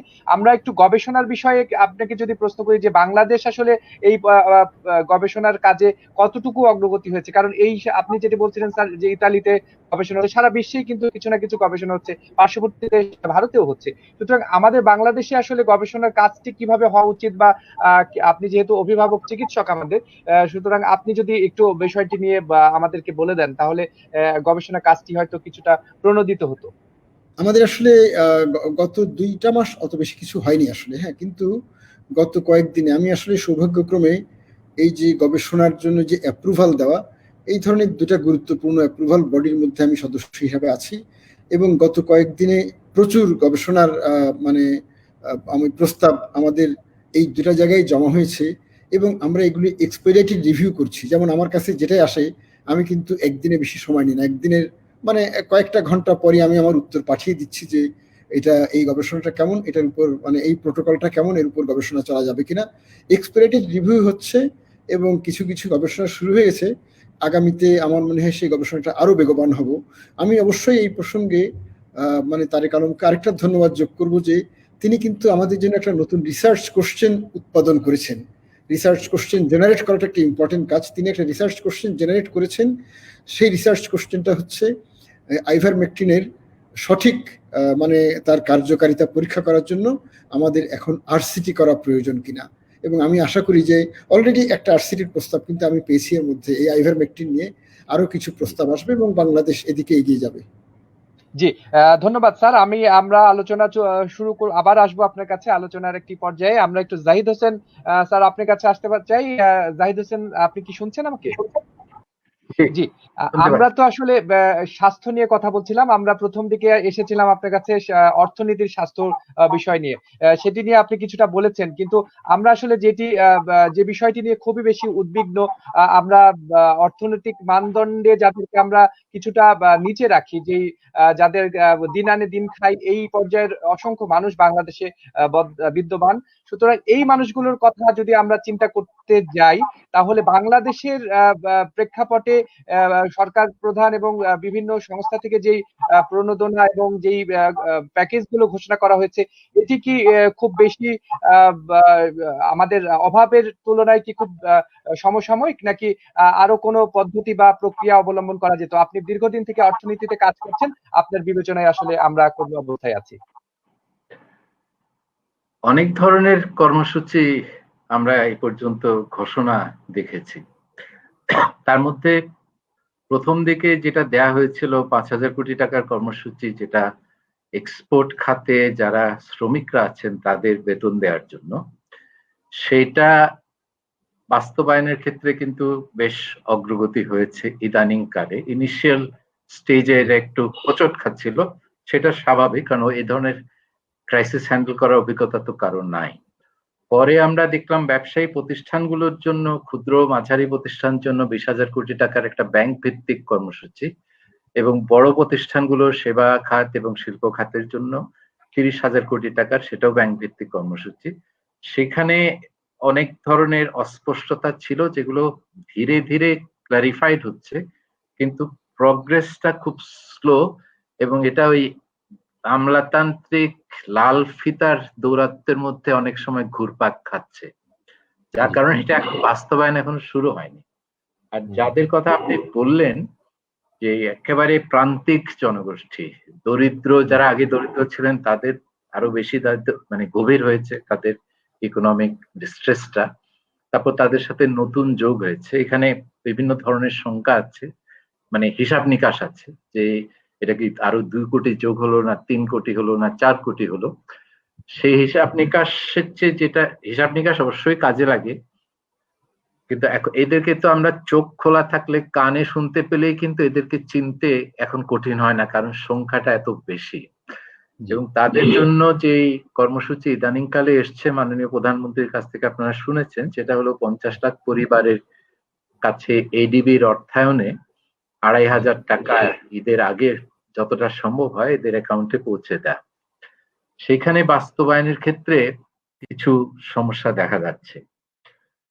এইখানে যেই আমরা যে সহায়তা কর্মসূচিগুলো নিচ্ছি, আজকাল করোনা পরবর্তীকালে একটা কথা খুব প্রাধান্য পাচ্ছে যে পলিসি রেসপন্স, এটা হেলথে হোক বা অর্থনৈতিক ক্ষেত্রে হোক, পলিসি রেসপন্সটা বিজ্ঞান ভিত্তিক হতে হবে, এভিডেন্স বেসড হতে হবে। যেমন আমাদের আতিকুল স্যার এর আগে এই যে নতুন ওষুধের কথা বললেন, এখানে এভিডেন্সটা নিয়ে উনি প্রশ্ন তুলছেন যে এটা কনভিন্সিং এভিডেন্স না, কারণ মেথোডোলজিটা ঠিক কনভিন্সিং না, আরসিটি হয়নি। ঠিক ওই এভিডেন্স বেসড পলিসি অর্থনীতির ক্ষেত্রেও প্রযোজ্য এবং ডেটা বেসড হতে হবে। আমাদের দুজনের মধ্যে আমি এখানে আসার যে ব্যক্তিটাকে দেখি, তিনি হচ্ছে কিন্তু মুশফিক সাহেব। কারণ ওনাদের কাছেই এই করোনা পরিস্থিতিকে কিভাবে জীবন আর জীবিকাকে ব্যালেন্স করে এটাকে কিভাবে আমরা নিয়ন্ত্রণে রাখবো, এইটার কিন্তু কোনো ম্যাজিক সলিউশন যদি কারো কাছে থেকে থাকে, সেটার অন্তত একটা বড় জায়গা কিন্তু মুশফিক সাহেবদের কাছে। এটা আমি একেবারে নিশ্চিন্ত যে ওখান থেকেই সমাধানটা আসতে হবে। এবং এখানে আমরা সমাধান খুঁজে পেতে হলে এই যে ধরেন সোশ্যাল প্রোটেকশন, যে 50 লাখ পরিবারকে চিহ্নিত করা, এখানে যে সমস্ত আমরা অভিযোগগুলি দেখতে পাচ্ছি, এটা যদি ডেটা বেসড হতো, মুশফিক সাহেবদের সহযোগিতায় যদি হতো, ওই সিস্টেমে কিন্তু ডেটা আছে, উনাদেরকে বললেই ওনারা এটা, আপনারা যদি অর্থনীতিবিদ, পলিসি মেকার, রাজনীতিবিদরা যদি প্যারামিটার্স গুলো বলে দেন, ওনারা কিন্তু কাজটা করে দিতে পারবেন। এখানে সক্ষমতার অভাব আছে, আমাদের ইনফ্রাস্ট্রাকচারের অভাব আছে, দক্ষ জনশক্তির অভাব আছে, রিসার্চের অভাব, কিন্তু যা আছে আমার ধারণা ওইটা দিয়ে আমরা এই সোশ্যাল প্রোটেকশন সিস্টেমের এফিসিয়েন্সিটা বাড়ানো, যে যাদের উদ্দেশ্যে সহায়তাটা দেয়া হচ্ছে তাদের কাছে এটা সময় মতো পৌঁছাচ্ছে কিনা। এখানে আমরা দুই ধরনের এরারের কথা বলি, একটা হলো ইনক্লুশন এরার, যার পাওয়া উচিত না সে পাচ্ছে, আরেকটা হচ্ছে এক্সক্লুশন এরার, যার পাওয়া উচিত সে পাচ্ছে না। আমার যদি 90 জনকে দেওয়ার জন্য 10 জন অযোগ্যকে ইনক্লুড করতে হয়, আমার কিন্তু এটাতে সমস্যা নাই। কিন্তু আমি 10 জনকে দিয়ে 90 জনকে যদি বাদ করে যায়, তাহলে এক্সক্লুশন এরারটা অনেক অসহনীয় হয়ে যায়। এই এক্সক্লুশন এরারটা মিনিমাইজ করার ক্ষেত্রে ডিজিটাল টেকনোলজির যে অবদান রাখা সম্ভব, আমাদের বর্তমানের প্রতিষ্ঠান এবং টেকনোলজি ব্যবহার করে, ইনফ্রাস্ট্রাকচার ব্যবহার করে, মুশফিক আমাকে কনফার্ম করতে পারবেন আমি যদি ভুল বলে থাকি, কিন্তু আমার বিশ্বাস যে আমরা এই টার্গেটিংটা আরো অনেক বেটার করতে পারতাম। এই এক্সক্লুশন এরারটাকে একেবারে শূন্যের কাছে নিয়ে আসতে পারে, ইনক্লুশন এরারটা টলারেন্স লেভেল আমার বাড়াইতে হবে, কিছু এরকম আসবেই। তারপরে ধরেন আমাদের এই যে শিক্ষা কার্যক্রম এখন প্রাইমারি লেভেলে বন্ধ, সেকেন্ডারি লেভেলে বন্ধ, শুধুমাত্র উচ্চ পর্যায়ে টার্সিয়ারি লেভেলে কেউ কেউ দিতে পারছে। এখানে যদি এই করোনার সাথে সহবাসের সময় আমরা স্কুল, এই যে ক্লাসরুম টু, এই যে স্টুডেন্ট টু ক্লাসরুম রেশিও আমাদের গ্রাম পর্যায়ে কিন্তু অনেক হাই, অনেক ক্ষেত্রে 80, অনেক ক্ষেত্রে 70, ছোট ছোট ক্লাসরুমে 80টা বাচ্চা এসে একজন মাস্টারের সাথে ইন্টারঅ্যাক্ট করে পড়াশোনা করছে। করোনার সাথে সহবাস করলে এই ধরনের শিক্ষা প্রদান কর্মসূচিতে আমাদের সংস্কার আনতে হবে। তো ওই সলিউশন গুলো তো ডিজিটাল সলিউশন হতে হবে। ওই জন্য ওনার কাছে আমার প্রশ্ন যে ডিজিটাল এডুকেশন, আরেকটা জায়গায় আমি ওনার থেকে একটু জানতে চাই, এগ্রিকালচারে বিশেষ করে আমরা যে ই কমার্সের বিস্তার তো আমরা বাংলাদেশে দেখেছি, এগ্রিকালচার মার্কেটিং এর ক্ষেত্রে বিশেষ করে এখন উৎপাদক থেকে সংগ্রহ করে এটা স্টোরেজ করা এবং স্থানীয় বাজারে পৌঁছে দেওয়া, সেখানেও তো ডিজিটাল টেকনোলজির একটা বড় ভূমিকা আমার ধারণা থাকতে পারে। ই কমার্সের যে মডেলটা, এটাকে আরো স্কেল আপ করে কৃষকদের উপকারে, তারা যাতে সঠিক মূল্যটা পান, আর কনজিউমাররা যাতে রাইট কোয়ালিটি, রাইট প্লেসে, রিজনেবল এফোর্ডেবল প্রাইসে পান, এইটা কিন্তু মুশফিক সাহেব। তার আমার আতিকুল হক স্যারের কাছে আরেকটা প্রশ্ন থাকবে যে আমরা অর্থনীতিবিদ হিসেবে যেটা জানতে চাই, সেটা হলো যে ধরেন আমরা একটা ভ্যাকসিন আসলো, বিশ্বে উৎপাদন হলো, এই ভ্যাকসিনটা আমাদের দেশে আনতে হলে এটা প্রকিউরমেন্ট করতে হবে, এটা সবাইকে ভ্যাকসিনেট করতে হবে। আমার প্রশ্ন, আমাদের অর্থনীতিবিদদের মধ্যে বিতর্ক আছে যে এটা আনার জন্য কি করতে হবে। এখানে WHO rich versus poor nation একটা কম্পিটিশন চলবে, এটা তো আমরা সবাই জানি। কিন্তু আমাদের এখানে আসার পরে আমরা সবাইকে ভ্যাকসিনেট করতে চাইলে আমাদের স্বাস্থ্য খাতের সক্ষমতা বৃদ্ধি করতে হবে, উৎপাদকদের সম্পৃক্ত করতে হবে, বৈজ্ঞানিকদের সম্পৃক্ত, মুশফিক সাহেবদেরকে সম্পৃক্ত করতে হবে। কিভাবে আমরা এটা করতে পারি, এই অ্যাক্সেসটা কিভাবে আমরা ইনশিওর করতে পারি, সেটা ভ্যাকসিন হোক বা সেটা ওষুধ হোক। কাজে আমি এই digital agricultural marketing, digital education, tele হেলথের কথা তো আপনারা বলেছেন, এখন এটা খালি বাস্তবায়নের প্রয়োজন। আমি এখানেই আপাতত শেষ করছি। জি, ধন্যবাদ জাহিদ হোসেন, আপনি অনেকগুলো প্রশ্ন আমাদের সামনে রেখেছেন, উত্থাপন করেছেন, এইগুলো আমরা আলোচনা করব। আমরা মুশফিকুর রহমান, আপনার কাছে, আপনি যদি শুনতে পান আমাকে, আমি আপনার কাছেই আসতে চাই। জাহিদ হোসেনের বেশ কতগুলো প্রশ্নও রয়েছে, আমি একটু সেই বিষয়গুলো নিয়ে আমি একটু কথা বলতে চাই। আপনি কি আমাকে শুনতে পাচ্ছেন মুশফিক? শুনতে পাচ্ছি। জি, মুশফিক ভাই, একটি জাহিদ হোসেন স্যার উনি যে বিষয়টি বললেন খুব মজা করে বলেছেন যে একটি ম্যাজিক আছে, আপনার হাতে কি ম্যাজিক সেটি আমরা শুনতে চাই। Sir thank you sir. Sir যেভাবে দিলেন, আমি কিন্তু স্টুডেন্ট হিসেবে খুব সিরিয়াস স্টুডেন্ট ছিলাম না আর কি। স্যার যেভাবে আমাকে কোশ্চেন করলেন কিছুটা ঘাবড়ে গেছি আর কি। আবার সেদিক থেকে খুশিও হয়েছি যে স্যারের একটা ডিজিটাল ট্রান্সফরমেশন এবং আমাদের পুরো টেকনোলজিক্যাল সেক্টরের উপর একটা অগাধ বিশ্বাস আছে, which is very true, যে স্যার যেহেতু উপরের লেভেল থেকে দেখছেন, উনি জানেন, উনি ক্লিয়ারলি ভিশনটা দেখেন যে এটা কিভাবে করা সম্ভব, যেটার এক্সিকিউশনে বেসিক্যালি আমরা এক্সিকিউশন লেভেলে আছি। মনে করতে হবে we are technology tailor, but আমরা we are not policy maker. এই প্রবলেমটা ওখানে ঘটে যাচ্ছে, we are not policy maker. আমরা প্রবাবলি পলিসি মেকারদের স্টেপ বাই স্টেপ বোঝাতে সক্ষম হয়েছি, কিন্তু সবখানে সক্ষম হইনি। আমরা সবখানে সক্ষম হইনি। যেমন স্যার প্রথম যে কথাটা বলেছেন যে আমাদেরকে যে হেলথের যে আমি প্রথম হেলথে আসবো, তারপর আমি স্যার এডুকেশনে আসবো, দেন এগ্রিকালচারে আসবো। সেটা হচ্ছে স্যার হেলথের যে ডেটাগুলিকে নেওয়া, স্যার এটা আমি জানি না যে হেলথের ডেটাগুলিকে নামাতে মানে সরকারের প্রথম একটা জিনিস থাকতে হবে যে সমস্ত রোগীরা, এটা প্রাইভেট সেক্টরের হাসপাতালই হোক আর গভর্নমেন্ট সেক্টরের হাসপাতালই হোক, প্রত্যেককে তার সমস্ত তথ্যগুলি রাখতে হবে। এটা নিয়ে এটা সুবিধাটা হচ্ছে যে যখন আতিক স্যারের মতো লোকজন যখন রিসার্চে যাবেন, ক্লিনিক্যাল সাইড থেকে লোকাল রিসার্চ গুলিকে ডেভেলপ করবেন, আর পাবলিক হেলথে যারা যাবেন তারা সেই জিনিসগুলিকে রিসার্চ করবেন। আর আপনাদের মতো ইকোনমিক্সে যারা করবেন তারা বিভিন্ন প্যাটার্নে কোন জিনিস কিভাবে যাচ্ছেন, কোন শ্রেণী কিভাবে যাচ্ছেন, তাকে ট্রিটমেন্টটা হচ্ছে, সেই জিনিসগুলিকে নেওয়াটা খুব জরুরি। ইভেন কি আবার সাপ্লাই সাইডে যেমন ধরেন স্যার, আমরা যখন এই যে পিপিই অসম্ভব স্ক্যারসিটি হচ্ছে, পার্সোনাল প্রোটেকশন, তখন আমরা কিন্তু বেসিস থেকে স্বাস্থ্য অধিদপ্তরকে প্রথম চিঠি দিয়েছিলাম মার্চ মাসের একেবারে 19 তারিখের আগে, যে আমরা নিজের থেকেই আমরা মেনটেন করবো ডেটাবেসটা, তখন তো একেবারে যুদ্ধাবস্থা ছিল, কোন জায়গাতে কার কতটুকু দরকার সাপ্লাই এবং ডিমান্ড সাইডটাকে, যেটা একেবারে ক্লিয়ারলি পিকচারটুকু দেখা যায়। আমরা কিন্তু স্যার সক্ষমতার কথা বলেছেন, এই বেসিক ডেটাগুলিকে নেওয়ার মতো সক্ষমতা আমাদের আছে। তারপরে যেটা বলেছেন অবশ্যই সেখানে আপনাদের মতো লোকদের লাগবে, কারণ কিভাবে যখন ডেটাগুলি যে থাকবে এবং ডেটাগুলিকে যদি আমরা প্রপার ডেটাকে যদি আমরা আপ টু ডেট রাখতে পারি, তখন প্রত্যেকটা জায়গাতে একটা ডোমেন এক্সপার্টিস লাগবে। ডোমেন এক্সপার্টিস নিয়ে তাকে সে কি রিসার্চ করবে, তার এখন এটা সেখানে ডক্টর থাকবেন, ইকোনমিস্ট থাকবেন, সোশ্যাল থাকবেন, তারা নেক্সট লেভেলে আমাদের সাথে কাজ করবেন। আমাদের তখন লোকজন সেকেন্ড লেভেলে আপনাদের সাথে হেল্প করবে স্যার। তার মানে ওই জায়গাগুলিতে আগে আসতে হবে, সেকেন্ড লেভেলে কাজ করবে, because we are technology Taylor, আমরা সেভাবে আপনাদের টেইলার করবো অ্যাকর্ডিং টু নিড।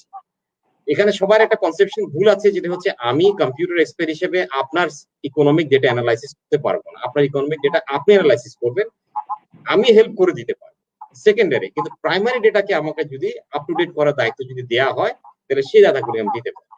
তার মানে এই জায়গার প্রথমটুকু আসবে পলিসি লেভেলে যদি হয়, প্রথম লেভেলে পুরোপুরি সক্ষমতা আমার আছে, এবং সেকেন্ড লেভেলের আপ টু আপনি ধরে নেন স্যার 50% সক্ষমতা আমাদের আছে, এবং যদি স্টেপ বাই স্টেপ এই কাজগুলি করা যায়, আমরা কিন্তু এই পুরোপুরি 80-90 ভাগে যেতে পারবো। 100 যাওয়াটা অনেক পরের জিনিস, কিন্তু 80-90 ভাগে যেতে পারবো, যেটা আমার দৃঢ় বিশ্বাস। এরপর দ্বিতীয়ত স্যার ডিজিটাল এডুকেশনে আসছেন স্যার। ডিজিটাল এডুকেশনের ক্ষেত্রে দুটা জিনিস আছে। বাংলাদেশে একটা বড় জিনিস হয়েছে স্যার, সেটা হচ্ছে জানেন যে বাংলাদেশ, সেটা হচ্ছে ওয়ার্ল্ড ব্যাংকেরই আপনাদের, আমার খুব সৌভাগ্য আমরা থাকতে পেরেছিলাম সহায়তায়, Bangladesh research and education network, একটা হাই স্পিড নেটওয়ার্কটা হয়েছে এই ক্যাপের আন্ডারে। তা তার মানে প্রত্যেকটা higher education connected with a high speed network. So research নেটওয়ার্কটা এবং এটা হচ্ছে ইউরো এশিয়া নেটওয়ার্কের ট্রান্স নেটওয়ার্কের সাথে এটা কানেক্টেড। তার মানে হায়ার এডুকেশনের ক্ষেত্রে যদি তাদের রিসার্চ কোলাবোরেশন দরকার হয়, সেই ইনফ্রাস্ট্রাকচারটুকু অ্যাটলিস্ট টেকনোলজিক্যাল ইনফ্রাস্ট্রাকচারটুকু ইন প্লেসে আছে, ওয়ার্ল্ড ব্যাংকের ইন প্লেসে আছে।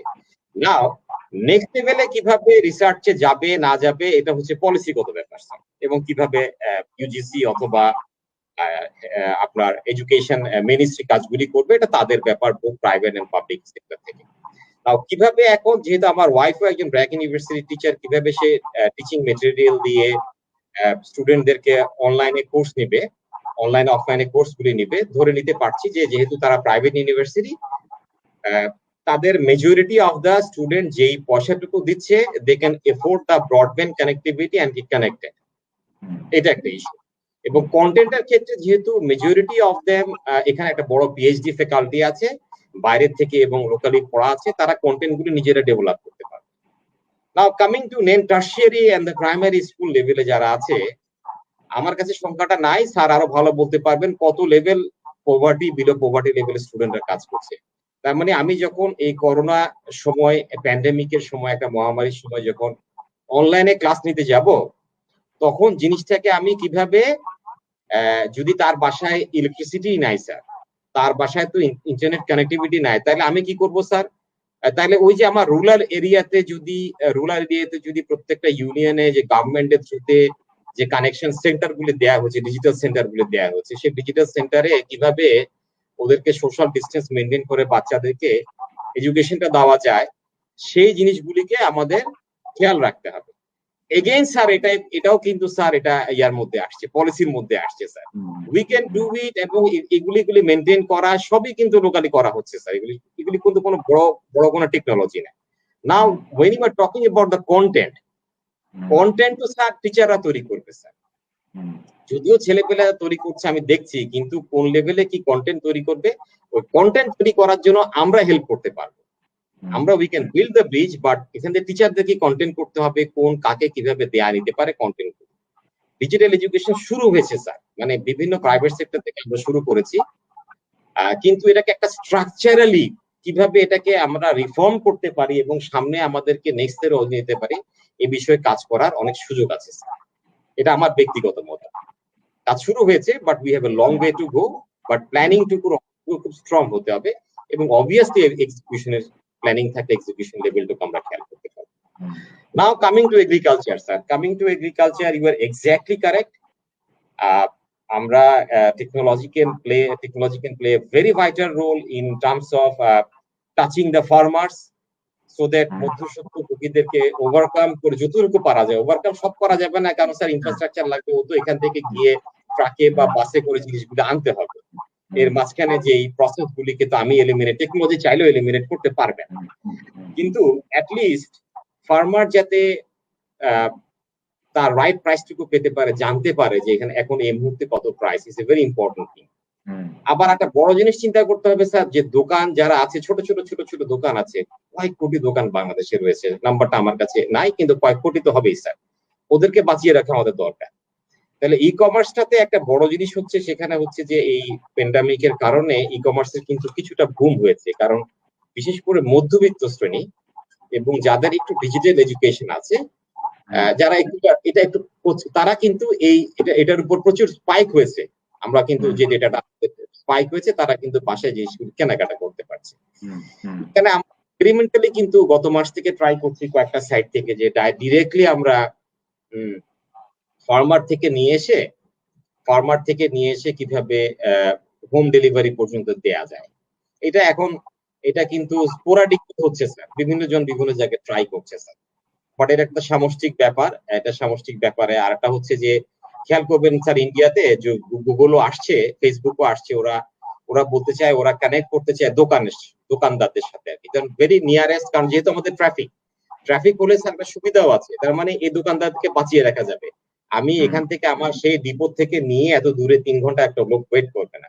আমার যদি ওই যে ডেটাবেস গুলি থাকে, আমার নিয়ারেস্ট দোকানদার কার কাছে কি আছে, তার সাপ্লাই চেইনটা একটু জানা যায়, নিয়ারেস্ট দোকানদার ওখানে পাঠাও গুলিকে বা তারগুলিকে বলেও নিয়ারেস্ট সাপ্লাই গুলি দেওয়া যায়। So this is an area যেটা নিয়ে কাজ হচ্ছে। এবং এটা মার্কেট অনুযায়ী সেটা অটোমেটিকলি যাবে। এটা নিয়ে আমি খুব বেশি ওরিড না, এটার বেশি ওরিড না কিভাবে ওই, কারণ এটা মার্কেটের ডিমান্ডে যাবে, যত বেশি লোক এডুকেটেড যাবে, যখন নিম্নবিত্তরাও বুঝতে পারবে, ইউজ করতে পারবে, তাদের বেসিক এডুকেশনটা থাকবে, এই জায়গাটুকু কেউ ঠিকই রাখতে পারবেন না।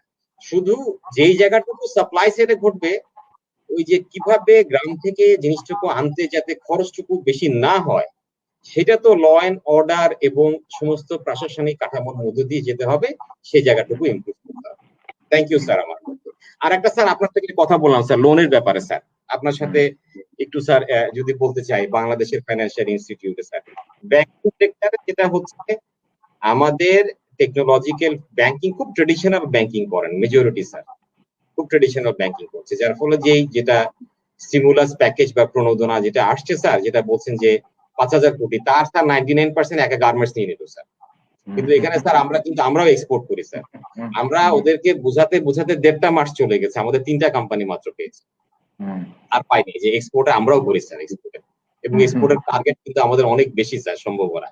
সেকেন্ড আরেকটা জিনিস হলো স্যার, যে সার্ভিস সেক্টরে যখন আসবেন, আমাকে যদি ইন্ডাস্ট্রি নাও করেন, সার্ভিস সেক্টরে আসেন, আমাদের 30,000 কোটি টাকা, আমাদের যেটা দেখা যাচ্ছে যে ছোট ছোট অনেক কোম্পানি রয়েছে যারা বসে বসে কাজ করছেন, ছোট ছোট কোম্পানি সাইজই বেশি, এবং মাঝারি সাইজের কোম্পানিরা জীবনে কখনো লোন নেয়নি, কারণ they're in need to take any loan.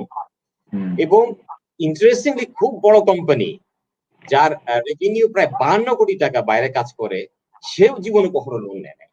কিন্তু আমরা যখন ইন্ডাস্ট্রি থেকে যখন বলছি, ব্যাংকে অ্যাপ্রোচ করছি, ব্যাংকরা তাদের ট্রেডিশনালি বলছে না, ওরা কখনো লোন ট্র্যাক রেকর্ড নাই, how can be give the loan. তার মানে সেই যারা হাজার হাজার কোটি টাকা 600 কোটি টাকা লোন নিয়ে ডিফল্ট করছে, ওরা পেয়ে যাচ্ছে, ওয়ারেজ ব্যাংক কিন্তু তার ক্যাশ ফ্লো দেখছে না, কোন ক্লায়েন্টকে দেখছে না, না দেখে তাকে লোন দিবে না বলে ট্রেডিশনালি বসে আছে। এই জিনিসগুলি থেকেও স্যার ব্যাংকিং চ্যানেল থেকে বেরিয়ে আসতে হবে। আমার বক্তব্য স্যার আমি চেষ্টা করেছি দেয়ার, যদি কারো প্রশ্ন থাকে স্যার আমি চেষ্টা করবো স্যার। আমি আরেকটা প্রশ্ন, যদি ক্ষুদ্র একটা প্রশ্ন আপনাকে করতে চাই, ডক্টর সাহেব আপনি যদি অনুমতি দেন। জি স্যার, আপনি করতে পারেন স্যার।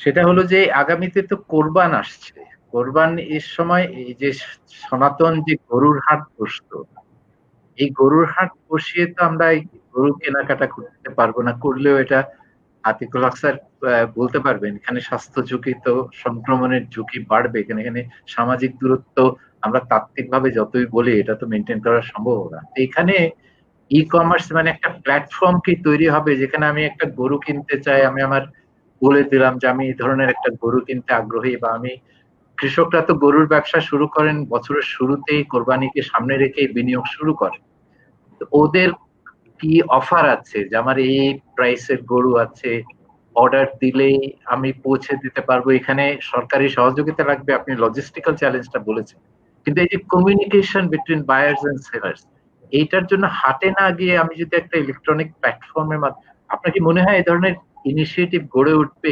স্বপ্রণোদিত হয়ে, নাকি এখানে সরকারি একটা নাজ করতে হবে, একটা নাজ একটু পুশ করতে হবে, সেই পুশটা কি ধরনের পুশ হওয়া উচিত যদি লাগে, আর যদি স্বপ্রণোদিত হয়ে গড়ে ওঠে তাহলে তো ভালো, কিন্তু আপনার এই প্রজেকশনটা কি? স্যার এটা কিন্তু গত কয়েক বছরে কিন্তু একটা ট্রেন্ড আছে স্যার, যে অলরেডি কিন্তু অনেক সাইটে কিন্তু দেখবেন গরুর হাট অনেক ধরনের তৈরি হয়েছে স্যার। ইভেন কি আবার আপনি দেখবেন যে বেশ কিছু বড় বড় এই কোম্পানিটার নাম কি, যে বড় বেঙ্গল মিটের মতো কোম্পানি আসছে, যারা এইভাবে জিনিসগুলিকে আপনার পরে বাসায় পৌঁছে দিচ্ছে। না স্টিল যেটা আমাদের কাছে যেটা দেখি স্যার, এটার মধ্যে একটা সোশ্যাল জিনিস, আমি বাজারে মাছটা বা বাজারে গরুটা না দেখে যে কেনার যে একটা আমাদের মধ্যে যে সাংস্কৃতিক বলেন, অথবা এটা একটা ধরুন আমি অভ্যস্ত হয়ে গেছি। ইভেন কি আমার ভাই যে কোনো একটা বড় একটা বিদেশি ব্যাংকের একটা সাইডের হেড, সে কিন্তু গরু দেখে কিনতে চায়, মানে এই জায়গাটা কিভাবে দেখে কিনবে না, এই জায়গাটুকু স্যার কিভাবে হ্যান্ডেল করবো, এটা স্যার আমার মাথায় আসে না স্যার। আর কি এটা আতিক স্যারের মধ্যে কোনো কিছু আছে কিনা এটা বলতে পারবেন স্যার। ওনাদের ওই পাবলিক ক্যাম্পেইনটা করতে হবে, যে এটা স্বাস্থ্য ঝুঁকিটা বোঝাতে হবে মানুষকে, ট্রেড অফ করেন স্যার, এটা ভালো হয়।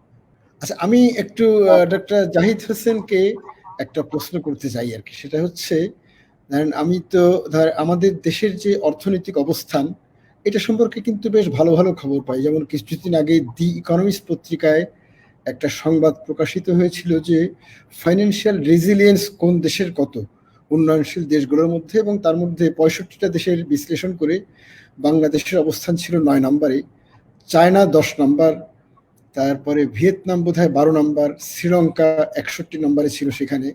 তার মানে দেখা যাচ্ছে যে বাংলাদেশের অর্থনৈতিক রেজিলিয়েন্সটা কিন্তু যথেষ্ট ভালো। এটা হচ্ছে 1 নম্বর আসার কথা। 2 নম্বর হচ্ছে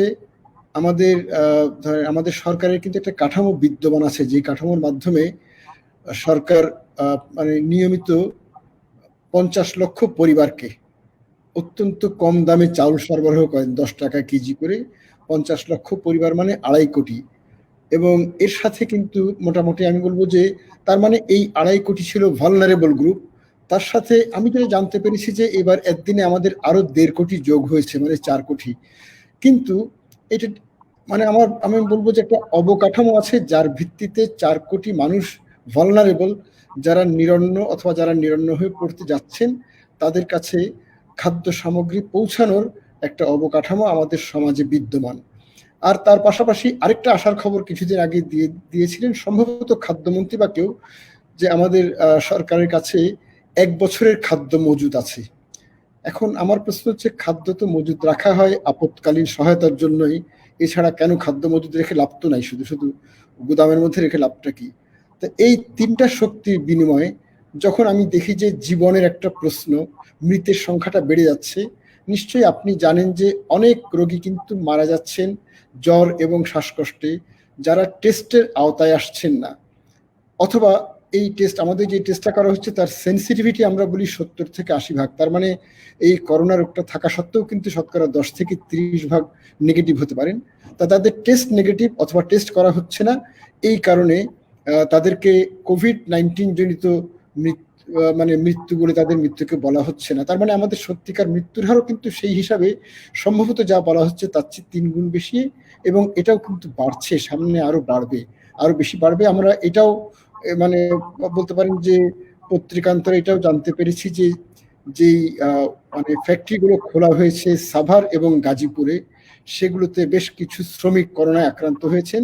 সেই জায়গার জেলা প্রশাসক এবং সিভিল সার্জন এই বিষয়ে তাদের উদ্বেগের কথা সরকারকে জানিয়েছেন। আবার গতকালকের পত্রিকায় এই ব্যাপারে এইখানে বোধহয় বগুড়ার কিছু মানে ইয়েও কিন্তু সামিল হয়েছে, বগুড়ার কিছু গার্মেন্টস ফ্যাক্টরি যুক্ত হয়েছে এই কাতারে। তা এখন বাড়ছে, কিন্তু এই সময় কিন্তু আমাদের লকডাউন প্রত্যাহার করার সময় না, এই সময় লকডাউনটাকে আরো ঘনীভূত করার সময় ছিল আসলে। তা এখন আমাদের সরকারের যে শক্তি, আমাদের সমাজের যে অর্থনৈতিক শক্তিগুলো আছে, এগুলোর পূর্ণ সদ্ব্যবহার করে যদি লকডাউনকে আরো কঠোর করে আরো 3-4টা সপ্তাহ চালানো যায়, তাহলে কিন্তু জীবনের দিক থেকে ভালো হতো। এটার মানে, এবং এটা ঠিক যে আমাদের যে এরপরে লক্ষ লক্ষ মানুষ যদি মারা যায়, তাতে অর্থনীতির উপর যে অভিঘাতটা আসবে সেটা কিন্তু এখনকার চেয়ে অনেক বিশাল হতে পারে। যেমন সরকারের তো প্রণোদনা হচ্ছে মোট 73,000 কোটি টাকা। আমার মনে হয় যে বাংলাদেশে এরপরে যে মৃতের মিছিল, এরপরে যে দুর্ভিক্ষ, এরপরে যে ইকোনমিক কলাপস, মানে ফাইন্যান্সিয়াল মানে সব দিকে যে কলাপস গুলো হবে, সেগুলো প্রণোদনা দিয়ে ঠিক করতে হলে এর চেয়ে হয়তো 100 গুণ বেশিও লাগতে পারে, মানে 7,300 কোটি টাকারও প্রয়োজন হয়ে পড়তে পারে। কাজেই ওই শক্তিগুলোর পূর্ণ সদ্ব্যবহার করে লকডাউনটাকে আরো কিছুদিন চালানো সম্ভব কিনা। হ্যাঁ, আপনি যে ইকোনমিস্টের মূল্যায়নের কথা বলেছেন, এটা বেসিক্যালি 4টা সূচকের ভিত্তিতে মূল্যায়নটা করা হয়েছে। একটা হলো আমাদের বিদেশি ঋণ জিডিপির তুলনায়, এটা অন্যান্য অনেক দেশের তুলনায় কম। তারপর আমাদের যে ফরেন এক্সচেঞ্জের রিজার্ভসটা আছে, বৈদেশিক মুদ্রার রিজার্ভ, এইটাও 6 থেকে 7 মাসের আমদানি ব্যয় মেটাবার মতো যথেষ্ট রিজার্ভ আছে। এটা অন্যান্য অনেক দেশের তুলনায় আমাদের বেশি আছে, মানে একটু কমফোর্টেবল পজিশনে ইনিশিয়ালি আছে।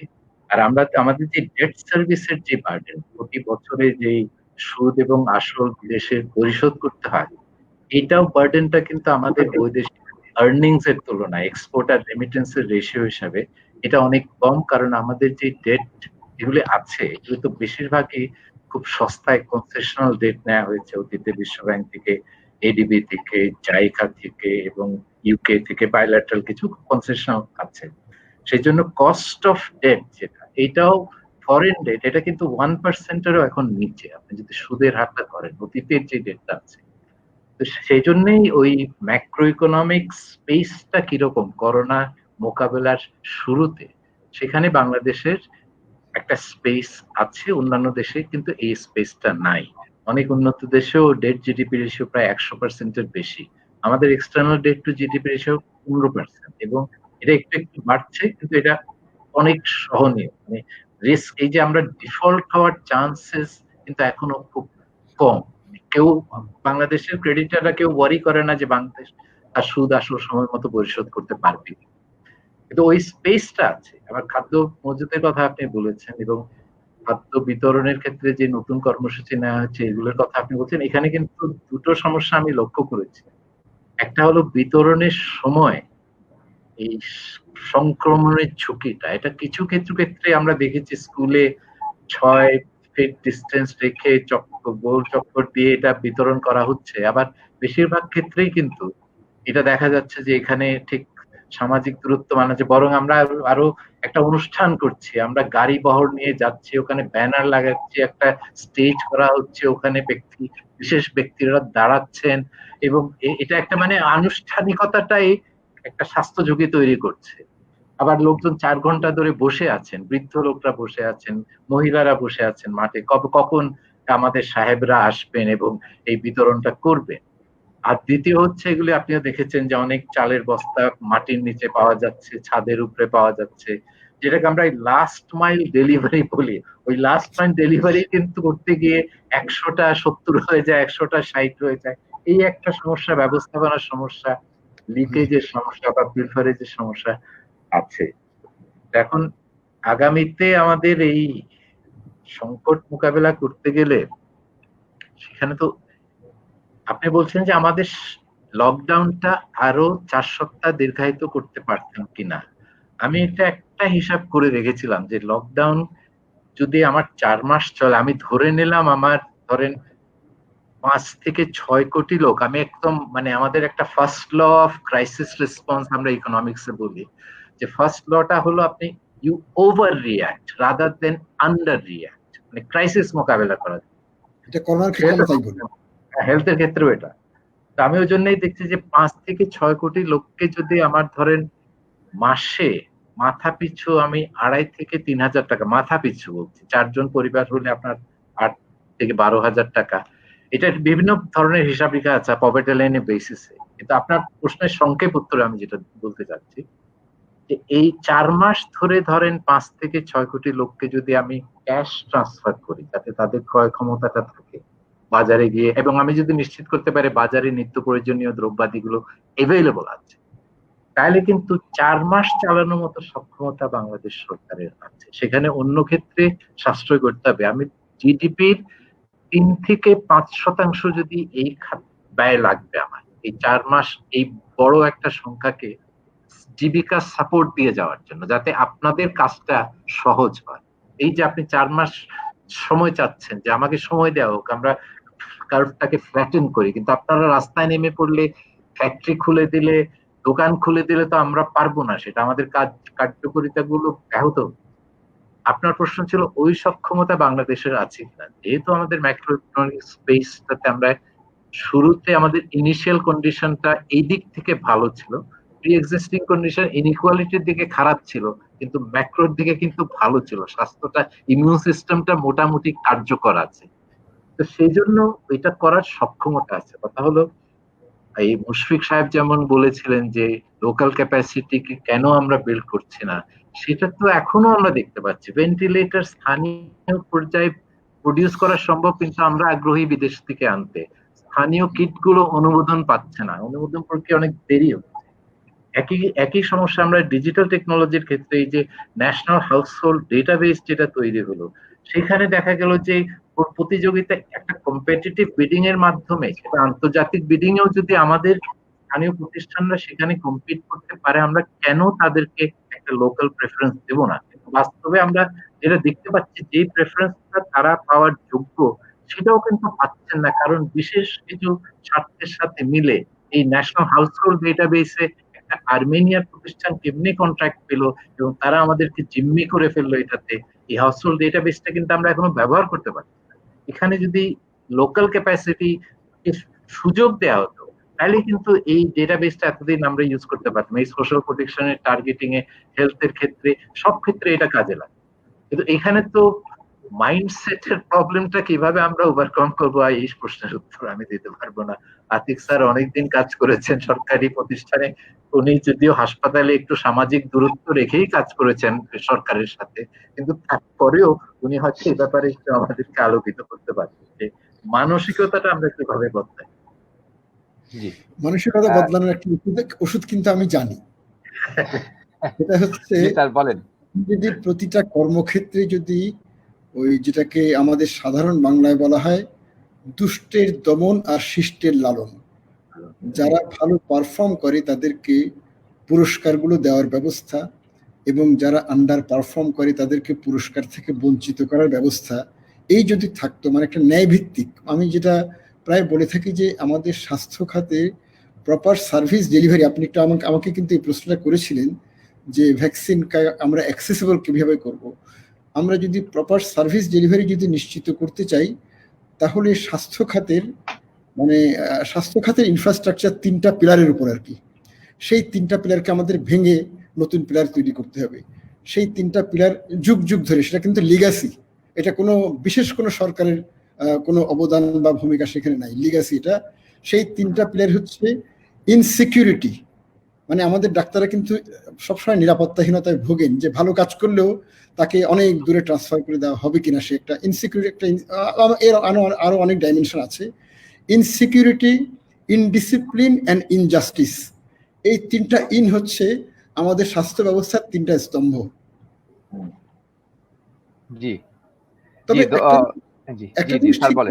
ভ্যাকসিন দেওয়ার কিন্তু বাংলাদেশের ঐতিহ্য ভালো, ভ্যাকসিন দেওয়ার অবকাঠামোটা সুন্দর এবং আমাদের ভ্যাকসিন কর্মসূচিগুলোর সাফল্য কিন্তু যথেষ্ট, মানে পৃথিবীর অন্যান্য অনেক দেশের চেয়ে ভালো। এটা ঠিক, ভ্যাকসিনটা আমার মনে হয় পৌঁছায় যাবে। জি স্যার, আপনি খুব চমৎকার করে আতিক স্যার এবং জাহিদ স্যারের কথাগুলো আমরা আসলে সবাই দর্শক শুনছিলাম। আপনার কাছে যদি স্যার অধ্যাপক ডাক্তার সৈয়দ আতিকুল হক স্যার আপনার কাছে একটু আসতে চাই, সেটি হচ্ছে যে আমরা দেখেছি যে সাম্প্রতিক সময়ে কিট নিয়ে একটি কিট নীতি হয়েছে বলে অনেকেই বলছেন, বা আমরা আসলে চিকিৎসার ক্ষেত্রে টেস্টিং এর যে কথাগুলো আপনারা স্যার বলছিলেন যে টেস্টিং ফ্যাসিলিটি নিয়ে কথা বলেছেন, আমরা দক্ষিণ কোরিয়ায় দেখেছি যে তারা টেস্টিং, ট্রেসিং এবং ট্রিটমেন্ট এইগুলো করে তারা কিন্তু বেশ সফল হয়েছে। আমরা কম্বোডিয়ায় দেখেছি যে তারা তাদের সফলতা আমরা কিন্তু দেখতে পাই, আমাদের সামনে রয়েছে এই ধরনের দৃষ্টান্ত এবং সেই দৃশ্যগুলো। তো আমরা বাংলাদেশে আসলে টেস্টিং ফ্যাসিলিটি বা আমরা সামনে যে সময়গুলো কাটাবো সেই ক্ষেত্রে আসলে কোন বিষয়গুলো এবং ব্যবস্থাগুলোকে চিকিৎসার ক্ষেত্রে আমাদের জোরদার করা উচিত বলে স্যার আপনি মনে করছেন, এই বিষয়টি একটু জেনে আসতে চাই। অনেক ধন্যবাদ। মানে আমি প্রথমে বলবো যে আমি আসলে নিজেও এই ব্যাপারটা আমি একটু পাজলড, মানে আমি দেখছি যে আমাদের সরকার নানান ধরনের ব্যবস্থা নিচ্ছেন, কিন্তু টেস্ট ক্যাপাসিটি যে একটা ম্যাসিভ এক্সপানশন দরকার, তার ব্যবস্থা কেন নিচ্ছেন না আমি ঠিক জানি না। আসলে এটা আমার কাছে একটা, মানে আমি বলবো যে আমার কাছে আনএক্সপ্লেইনড, মানে হ্যাঁ একটা মিস্টার রহস্যজনক একটা বিষয়, কেন করছেন না। কারণ আসলেই টেস্টের মানে যদি সঠিকভাবে দেশ জুড়ে যদি ব্যাপকভাবে টেস্ট না হয়, আমি আসলে বেশ কয়েক বছর আগে একটা বাংলাদেশের জার্মান এক ইউনিভার্সিটির উদ্যোগে বাংলাদেশে একটা গবেষণা হয়েছিল ঢাকা শহরে, যে মানে 3 মাসে কতজন মানুষ এই করে, মানে কমন কোল্ড নিয়ে প্রেজেন্ট করে ডাক্তারদের কাছে বা কমন কোল্ডে আক্রান্ত হয়। তাতে দেখা গিয়েছিল যে ঢাকা শহরে 3 মাসে 21.5%। সেই হিসাব যদি করি তাহলে কিন্তু ঢাকা শহরে আমি একটা হিসাব করেছিলাম, তাতে প্রতিদিন আমাদের নিত্য নৈমিত্তিক কমন কোল্ডের উপসর্গ আর করোনার উপসর্গ তো একই, কমন কোল্ড নিয়ে ঢাকা শহরে কিন্তু প্রতিদিন 28,000 মানুষের ধর্ণা দেওয়া উচিত, কিন্তু সেখানে সেই মানুষরা ধর্ণাও দিচ্ছেন না, তাদের হচ্ছেও না। এখন তো করোনার যে কোনো উপসর্গ নিয়ে যে কেউ বলবেন আমার এই জিনিসটা হচ্ছে, আমি অমুক জিনিসটার ঘ্রাণ পাচ্ছি না, আমার গতকাল থেকে মাথা ঘোরা শুরু হয়েছে, তারও কিন্তু এখন করোনার টেস্ট হওয়া দরকার, ব্যাপকভাবে হওয়া দরকার, ব্যাপ্তিটা এমন হওয়া দরকার যেন আমাদের উপাত্তটা প্রতিনিধিত্বমূলক হয়, রিপ্রেজেন্টেটিভ ডাটা যদি আমরা পাই সেই ধরনের হওয়া দরকার, কিন্তু আমাদের সেভাবে টেস্ট হচ্ছে না। আমি এখানে এটা বলতে পারি যে অনেকেই বলেন যে টেস্ট কিটের দাম অনেক বেশি। আমেরিকার সেফেইট কোম্পানি জিন এক্সপার্ট ভিত্তিক একটা টেস্ট প্রবর্তন করেছিল, সেটা সম্ভবত আমরা আমাদের জার্নালগুলোতে পেয়েছিলাম 3 এপ্রিল, অনেক আগে। আমি আমার ফেসবুক কিন্তু 4 এপ্রিল এর সম্পর্কে লিখেছিলাম। তা সেটার এখন দাম মাত্র পার স্যাম্পল $5 নেমে এসেছে। প্রথম সেটা $20 ছিল, এখন কমতে কমতে $5। এটা অনেক কম দামের কিটও এসেছে। এটা জিন এক্সপার্ট বাংলাদেশে যক্ষা এবং এইডস এর মানে শনাক্ত করার জন্য বাংলাদেশের অনেক জায়গায় কিন্তু এটা ছড়িয়ে ছিটিয়ে আছে। আমি যতদূর জানি প্রায় 260টার মতন জিন এক্সপার্ট মেশিন আমাদের দেশে আছে। কাজে এটা ব্যবহার করে কম খরচে এটাকে এক্সপান্ড করার একটা চমৎকার সুযোগ ছিল। কেন আমরা এই সুযোগটাকে হাতছাড়া করলাম আমি ঠিক জানি না। তা আমি বলবো যে আমাদের টেস্ট বেসটার একটা ম্যাসিভ এক্সপানশন এখন দরকার, কারণ অজস্র লোক কিন্তু করোনা হচ্ছে অথচ রোগ নির্ণয় হচ্ছে না বলে তারা নিজেদেরকে আইসোলেট করছেন না এবং তাদের কন্ট্যাক্টদের কোয়ারেন্টিনও হচ্ছে না।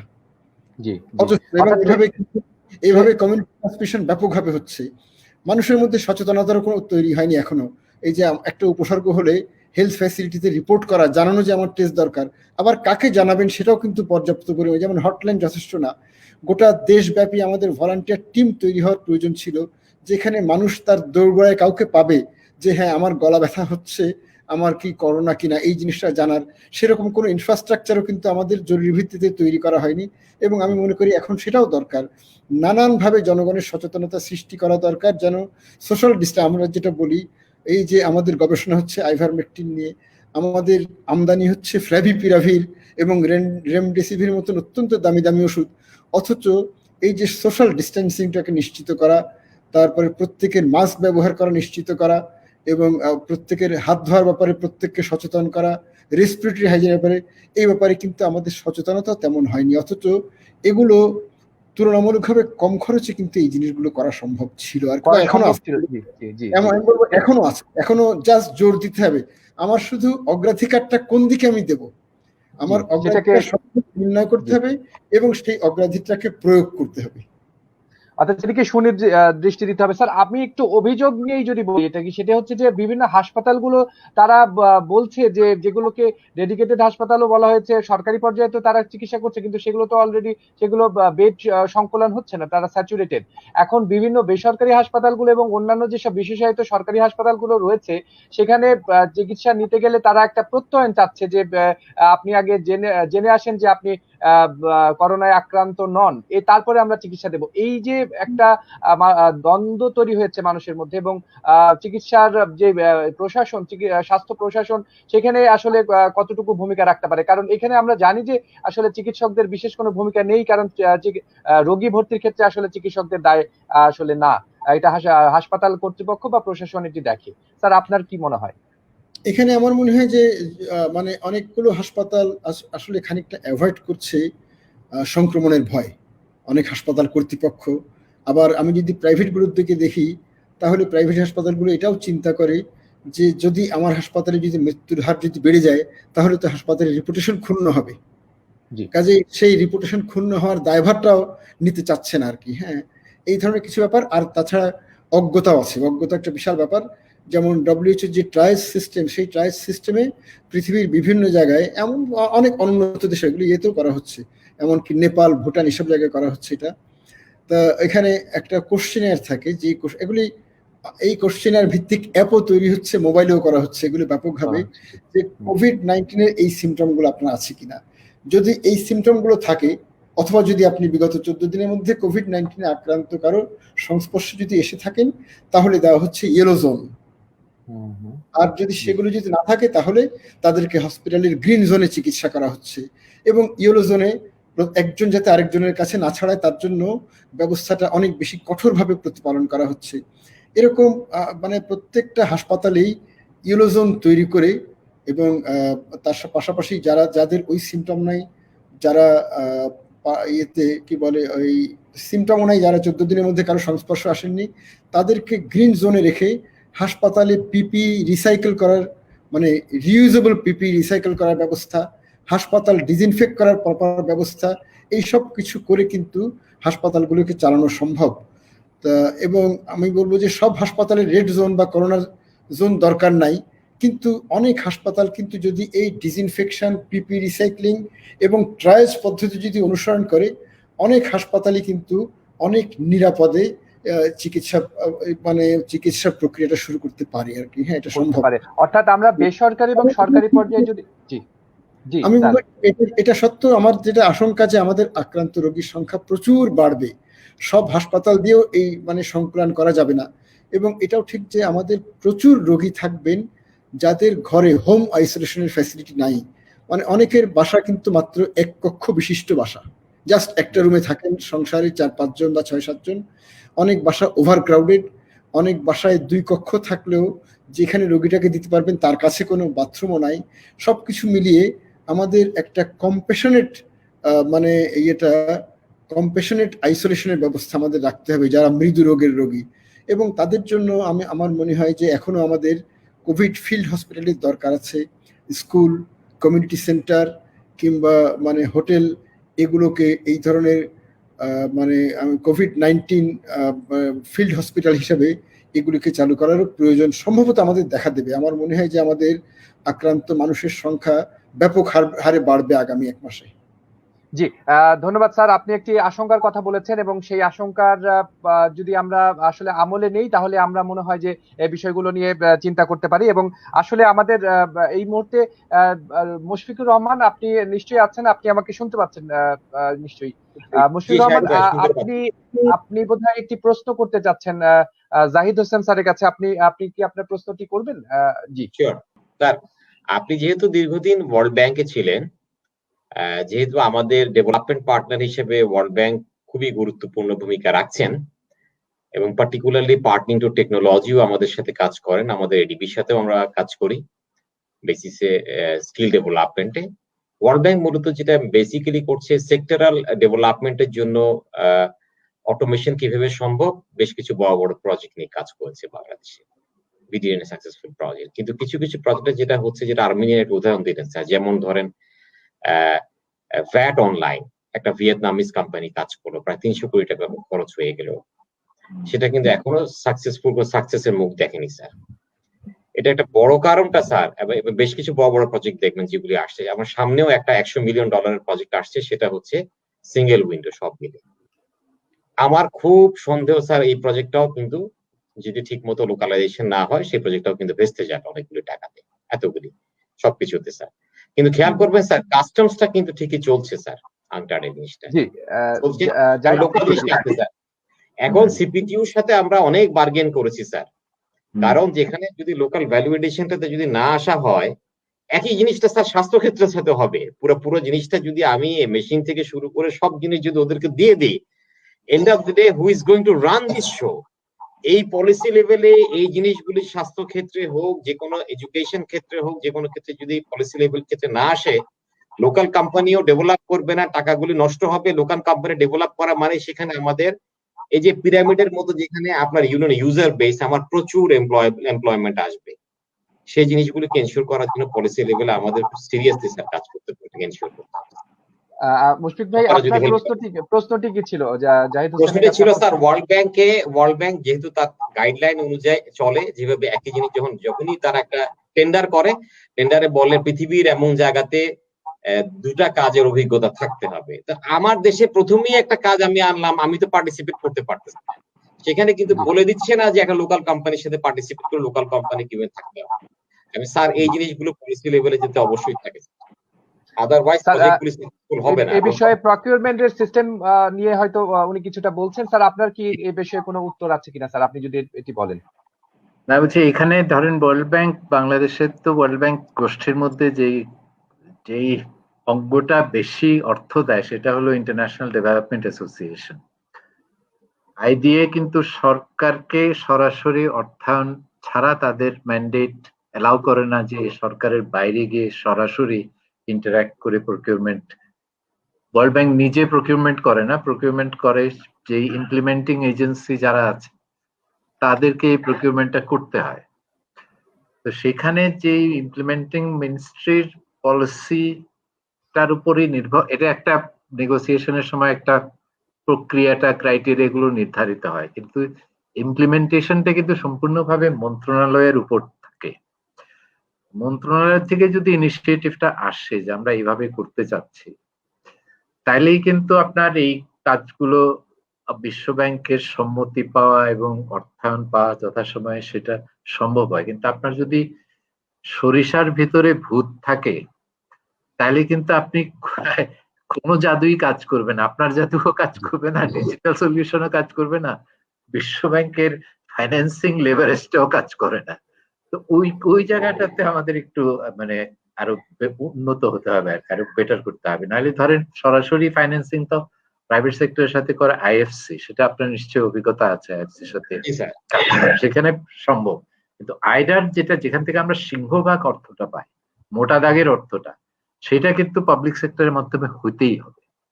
এবং এখানে যে কোনো ইনিশিয়েটিভের লিডারশিপটা যদি পাবলিক সেক্টর থেকে আসে, ওই মন্ত্রণালয়গুলো এবং আমাদের যেটা পিএমও এবং ফাইন্যান্স মিনিস্ট্রি, পরিকল্পনা মন্ত্রণালয়, জেনারেল ইকোনমিক্স ডিভিশন, এরা যদি আপনাদের সাথে পার্টনারশিপের জন্য একটা স্পেস ক্রিয়েট করে দেয়, তাহলে কিন্তু আপনি যেই উদ্বেগগুলি প্রকাশ করছেন, যে প্রবলেমগুলির কথা বলছেন লোকাল ক্যাপাসিটি বিল্ডিং এর ক্ষেত্রে, কেন বিশ্ব ব্যাংকের অর্থায়নটা আরো বেশি কার্যকর হচ্ছে না, এগুলিকে আমরা অ্যাড্রেস করতে পারি।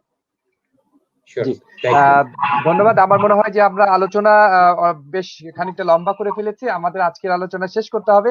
আমরা আলোচনার একেবারে শেষ অংশে রয়েছি, সুতরাং আমরা সবাইকে আজকে যে বিষয়টি নিয়ে আলোচনা করছিলাম, আমরা যে তোমার ছলাকলা দেখতে দেখতে আসলে আমরা সব জীবন এবং জীবিকার অনেক রূপ আমরা দেখেছি, আমরা যেমন করোনার অনেক চরিত্র দেখেছি, রূপ দেখেছি।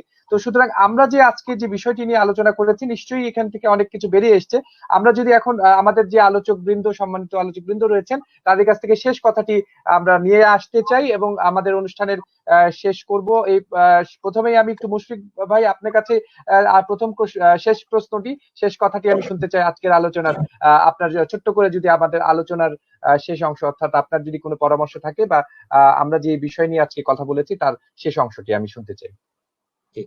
করোনার এই দুর্যোগময় পরিস্থিতিতে আমরা যদি স্মার্টলি অ্যাক্ট করতে পারি এবং এই পরিস্থিতি মোকাবেলা করার জন্য আমাদের লোকাল প্রযুক্তি এবং লোকাল ক্যাপাসিটি ডেভেলপ করে কিভাবে এই দুর্যোগটাকে আমরা যত বেশি সম্ভব কাটিয়ে উঠতে পারি, সেই পরিকল্পনা নিয়ে কাজগুলি করতে হবে।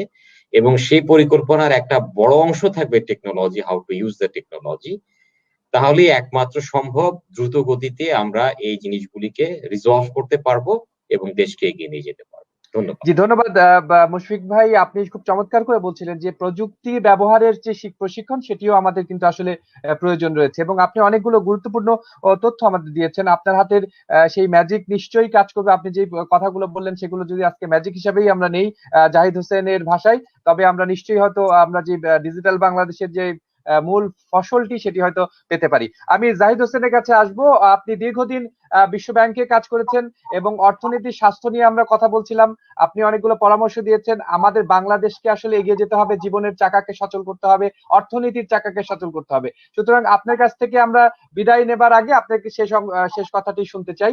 আজকে আমাদের যে প্রতিবাদ ছিল তার উপর ভিত্তি করে আপনি যদি আমাদেরকে শেষ অংশের কথাটি বলেন। আমি মুশফিক সাহেবের কথা সূত্রে একটু বলি যে আগামীতে এখন আমরা একটা বাজেট করতে যাচ্ছি, জুন মাসে বাজেটটা প্রণীত হবে।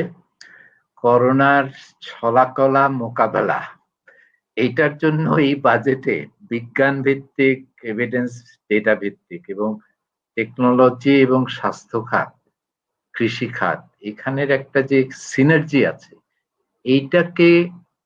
এটাকে মানে আহরণ করার জন্য, হারভেস্ট করার জন্য আমরা বাজেটে একটু নতুনত্ব দেখতে চাই। গতানুগতিক ধারা থেকে বেরিয়ে এসে করোনা মোকাবেলার জন্য কিছু ইনোভেটিভ কিছু ইনিশিয়েটিভ আমরা এই বাজেটে আশা করি। সেটার কিন্তু লক্ষণ, যেটা আতিক স্যার শুরুতেই বলেছিলেন যে স্বাস্থ্য খাতে বরাদ্দ মাত্র 800 কোটি টাকা বাড়লো, যা গত বছরের বৃদ্ধির চেয়ে কম, এটা কিন্তু বিস্ময়কর এবং খুব হতাশজনক। জি, সুতরাং আপনি যে হতাশার কথাটা বলছেন সেটি আমাদের নিশ্চয়ই আমাদের পরিকল্পনায় যারা রয়েছেন, রাষ্ট্র পরিকল্পনায় রয়েছেন, সেই জায়গাটিতে আজকে যে বিশেষজ্ঞ আলোচকবৃন্দ যে আশা বা হতাশার কথা বলছেন সেগুলো নিশ্চয়ই আমলে আনবেন বলে আমরা বিশ্বাস করি। তাহলে হয়তো আমরা বিশেষজ্ঞদের আলোচনার ভিত্তিতে এবং তাদের অভিজ্ঞতার ভিত্তিতে যে কথাগুলো আমরা জানতে পারলাম, যে পরামর্শগুলো পেলাম, সেগুলো নিশ্চয়ই আমাদের বাংলাদেশকে এগিয়ে যেতে এবং স্বাস্থ্য বান যদি বাংলাদেশ বলি, স্বাস্থ্য নির্ভর, জ্ঞান নির্ভর সমাজ নির্মাণের ক্ষেত্রে বাংলাদেশ এগিয়ে যাবে। আমরা আলোচনার শেষ অংশে আছি, সুতরাং আমাদের আজকের যে প্রতিপাদ্য ছিল তোমার ছলাকলা দেখতে দেখতে, আমরা অধ্যাপক সৈয়দ আতিকুল হক স্যার, আপনি অনেকক্ষণ শুনছিলেন আমাদের বিশেষজ্ঞ আলোচকদের কথা। আপনার কথা দিয়ে আজকে আসলে আমরা শেষ করব, কারণ স্বাস্থ্য এখন সবার সামনে আলোচিত বিষয়। আমাদের যে করোনার যে ছলাকলা, তোমার ছলাকলা দেখতে দেখতে আমরা বলছি, জীবন জীবিকার যে ছলাকলা, জীবন জীবিকার যে পরিচ্ছন্নতার যে জায়গাটি, সেই জায়গাগুলো নিয়ে যদি আমরা আলোচনা করে আমরা শেষ ইতি টানি, তাহলে আপনার পরামর্শ বা আপনার কথাটি কি হতে পারে? অনেক ধন্যবাদ। আমার প্রথমত আমি তো সরকারের কাছে অবশ্যই একটা আবদার করব, যদি এই ফোরামের কথাবার্তা যদি আমাদের সরকারের নীতি নির্ধারকদের কাছে যদি পৌঁছায়, একটা হচ্ছে আমাদের টেস্টের ব্যাপ্তি ব্যাপকভাবে বাড়াতে হবে, আর 2 নম্বর হচ্ছে সোশ্যাল ডিস্টেন্সিং সবচেয়ে বেশি এভিডেন্স বেসড কার্যকর পন্থা কিন্তু এই ট্রান্সমিশন প্রতিরোধ করার জন্য। সোশ্যাল ডিস্টেন্সিং এনশিওর করার জন্য সরকারের সর্বাত্মক উদ্যোগ নিতে হবে। আর যারা শ্রোতা, মানে আমাদের এই অনুষ্ঠানটার যে নিরীহ শ্রোতা, যাদের ওখানে ওই ফোরামে পৌঁছানোর উপায় নাই, তাদের জন্য বলবো চাচা আপন পরাণ বাঁচা, মানে নিজেদেরকে বাঁচাতে হবে।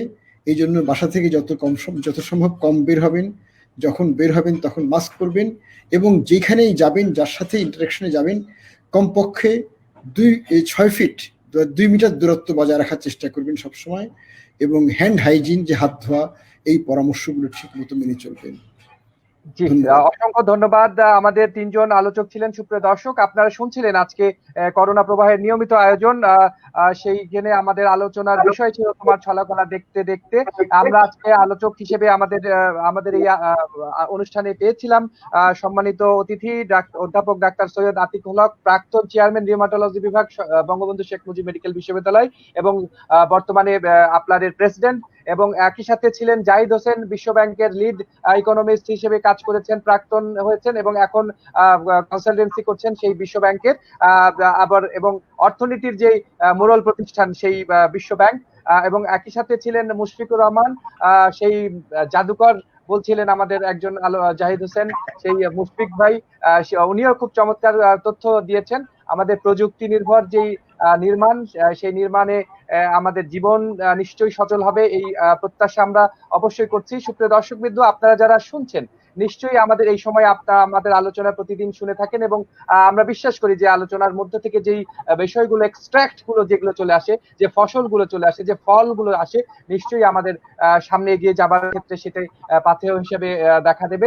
আমরা সেই প্রত্যাশা রাখছি। সামনে ঈদ, সুতরাং আমরা যে উৎসব পাগল যে মানুষ, যে বাঙালি, সেই বাঙালি আজকে আমরা কিন্তু স্থবির জীবনযাপন করছি, কিন্তু এটিই আমাদের যুদ্ধ। আজকে বাসায় থাকা, সৈয়দ আতিকুল হক স্যার যেটি বলছিলেন, যে পরামর্শগুলো দিয়েছেন, যেভাবে আমাদের জীবনযাপন করা উচিত এই সময় স্বাস্থ্যের দিকটি চিন্তা করে, আমাদের জাহিদ হোসেন যেটি বলছিলেন অর্থের দিকটি চিন্তা করে, আমাদের প্রধান আমাদের যে রাষ্ট্র কাঠামো, যে অর্থনৈতিক যে কাঠামো, সেই কাঠামোর দিকে তারা নিশ্চয়ই সুদৃষ্টি দেবেন। আমাদের মুশফিক সাহেব যেটি বলছিলেন যে প্রযুক্তিকে আরো বেগবান কিভাবে করা যায়, সে বিষয়গুলো কিন্তু আমরা 3টি সেক্টরের আমাদের পায়োনিয়ার যে কিছু মানুষ, আমাদের যাদেরকে আমরা দেখে হয়তো শিখি, সেই মানুষগুলোর কথা আমরা শুনলাম। আপনারা নিশ্চয়ই আশ্বস্ত হবেন, আগামীতে যদি আমরা এই বিষয়গুলো আমাদের পরিকল্পনার মধ্যে নিয়ে আসতে পারি, তাহলে হয়তো আমাদের আর এই করোনার মতো ছলাকলা দেখতে হবে না, আমরা দেখতেও চাই না।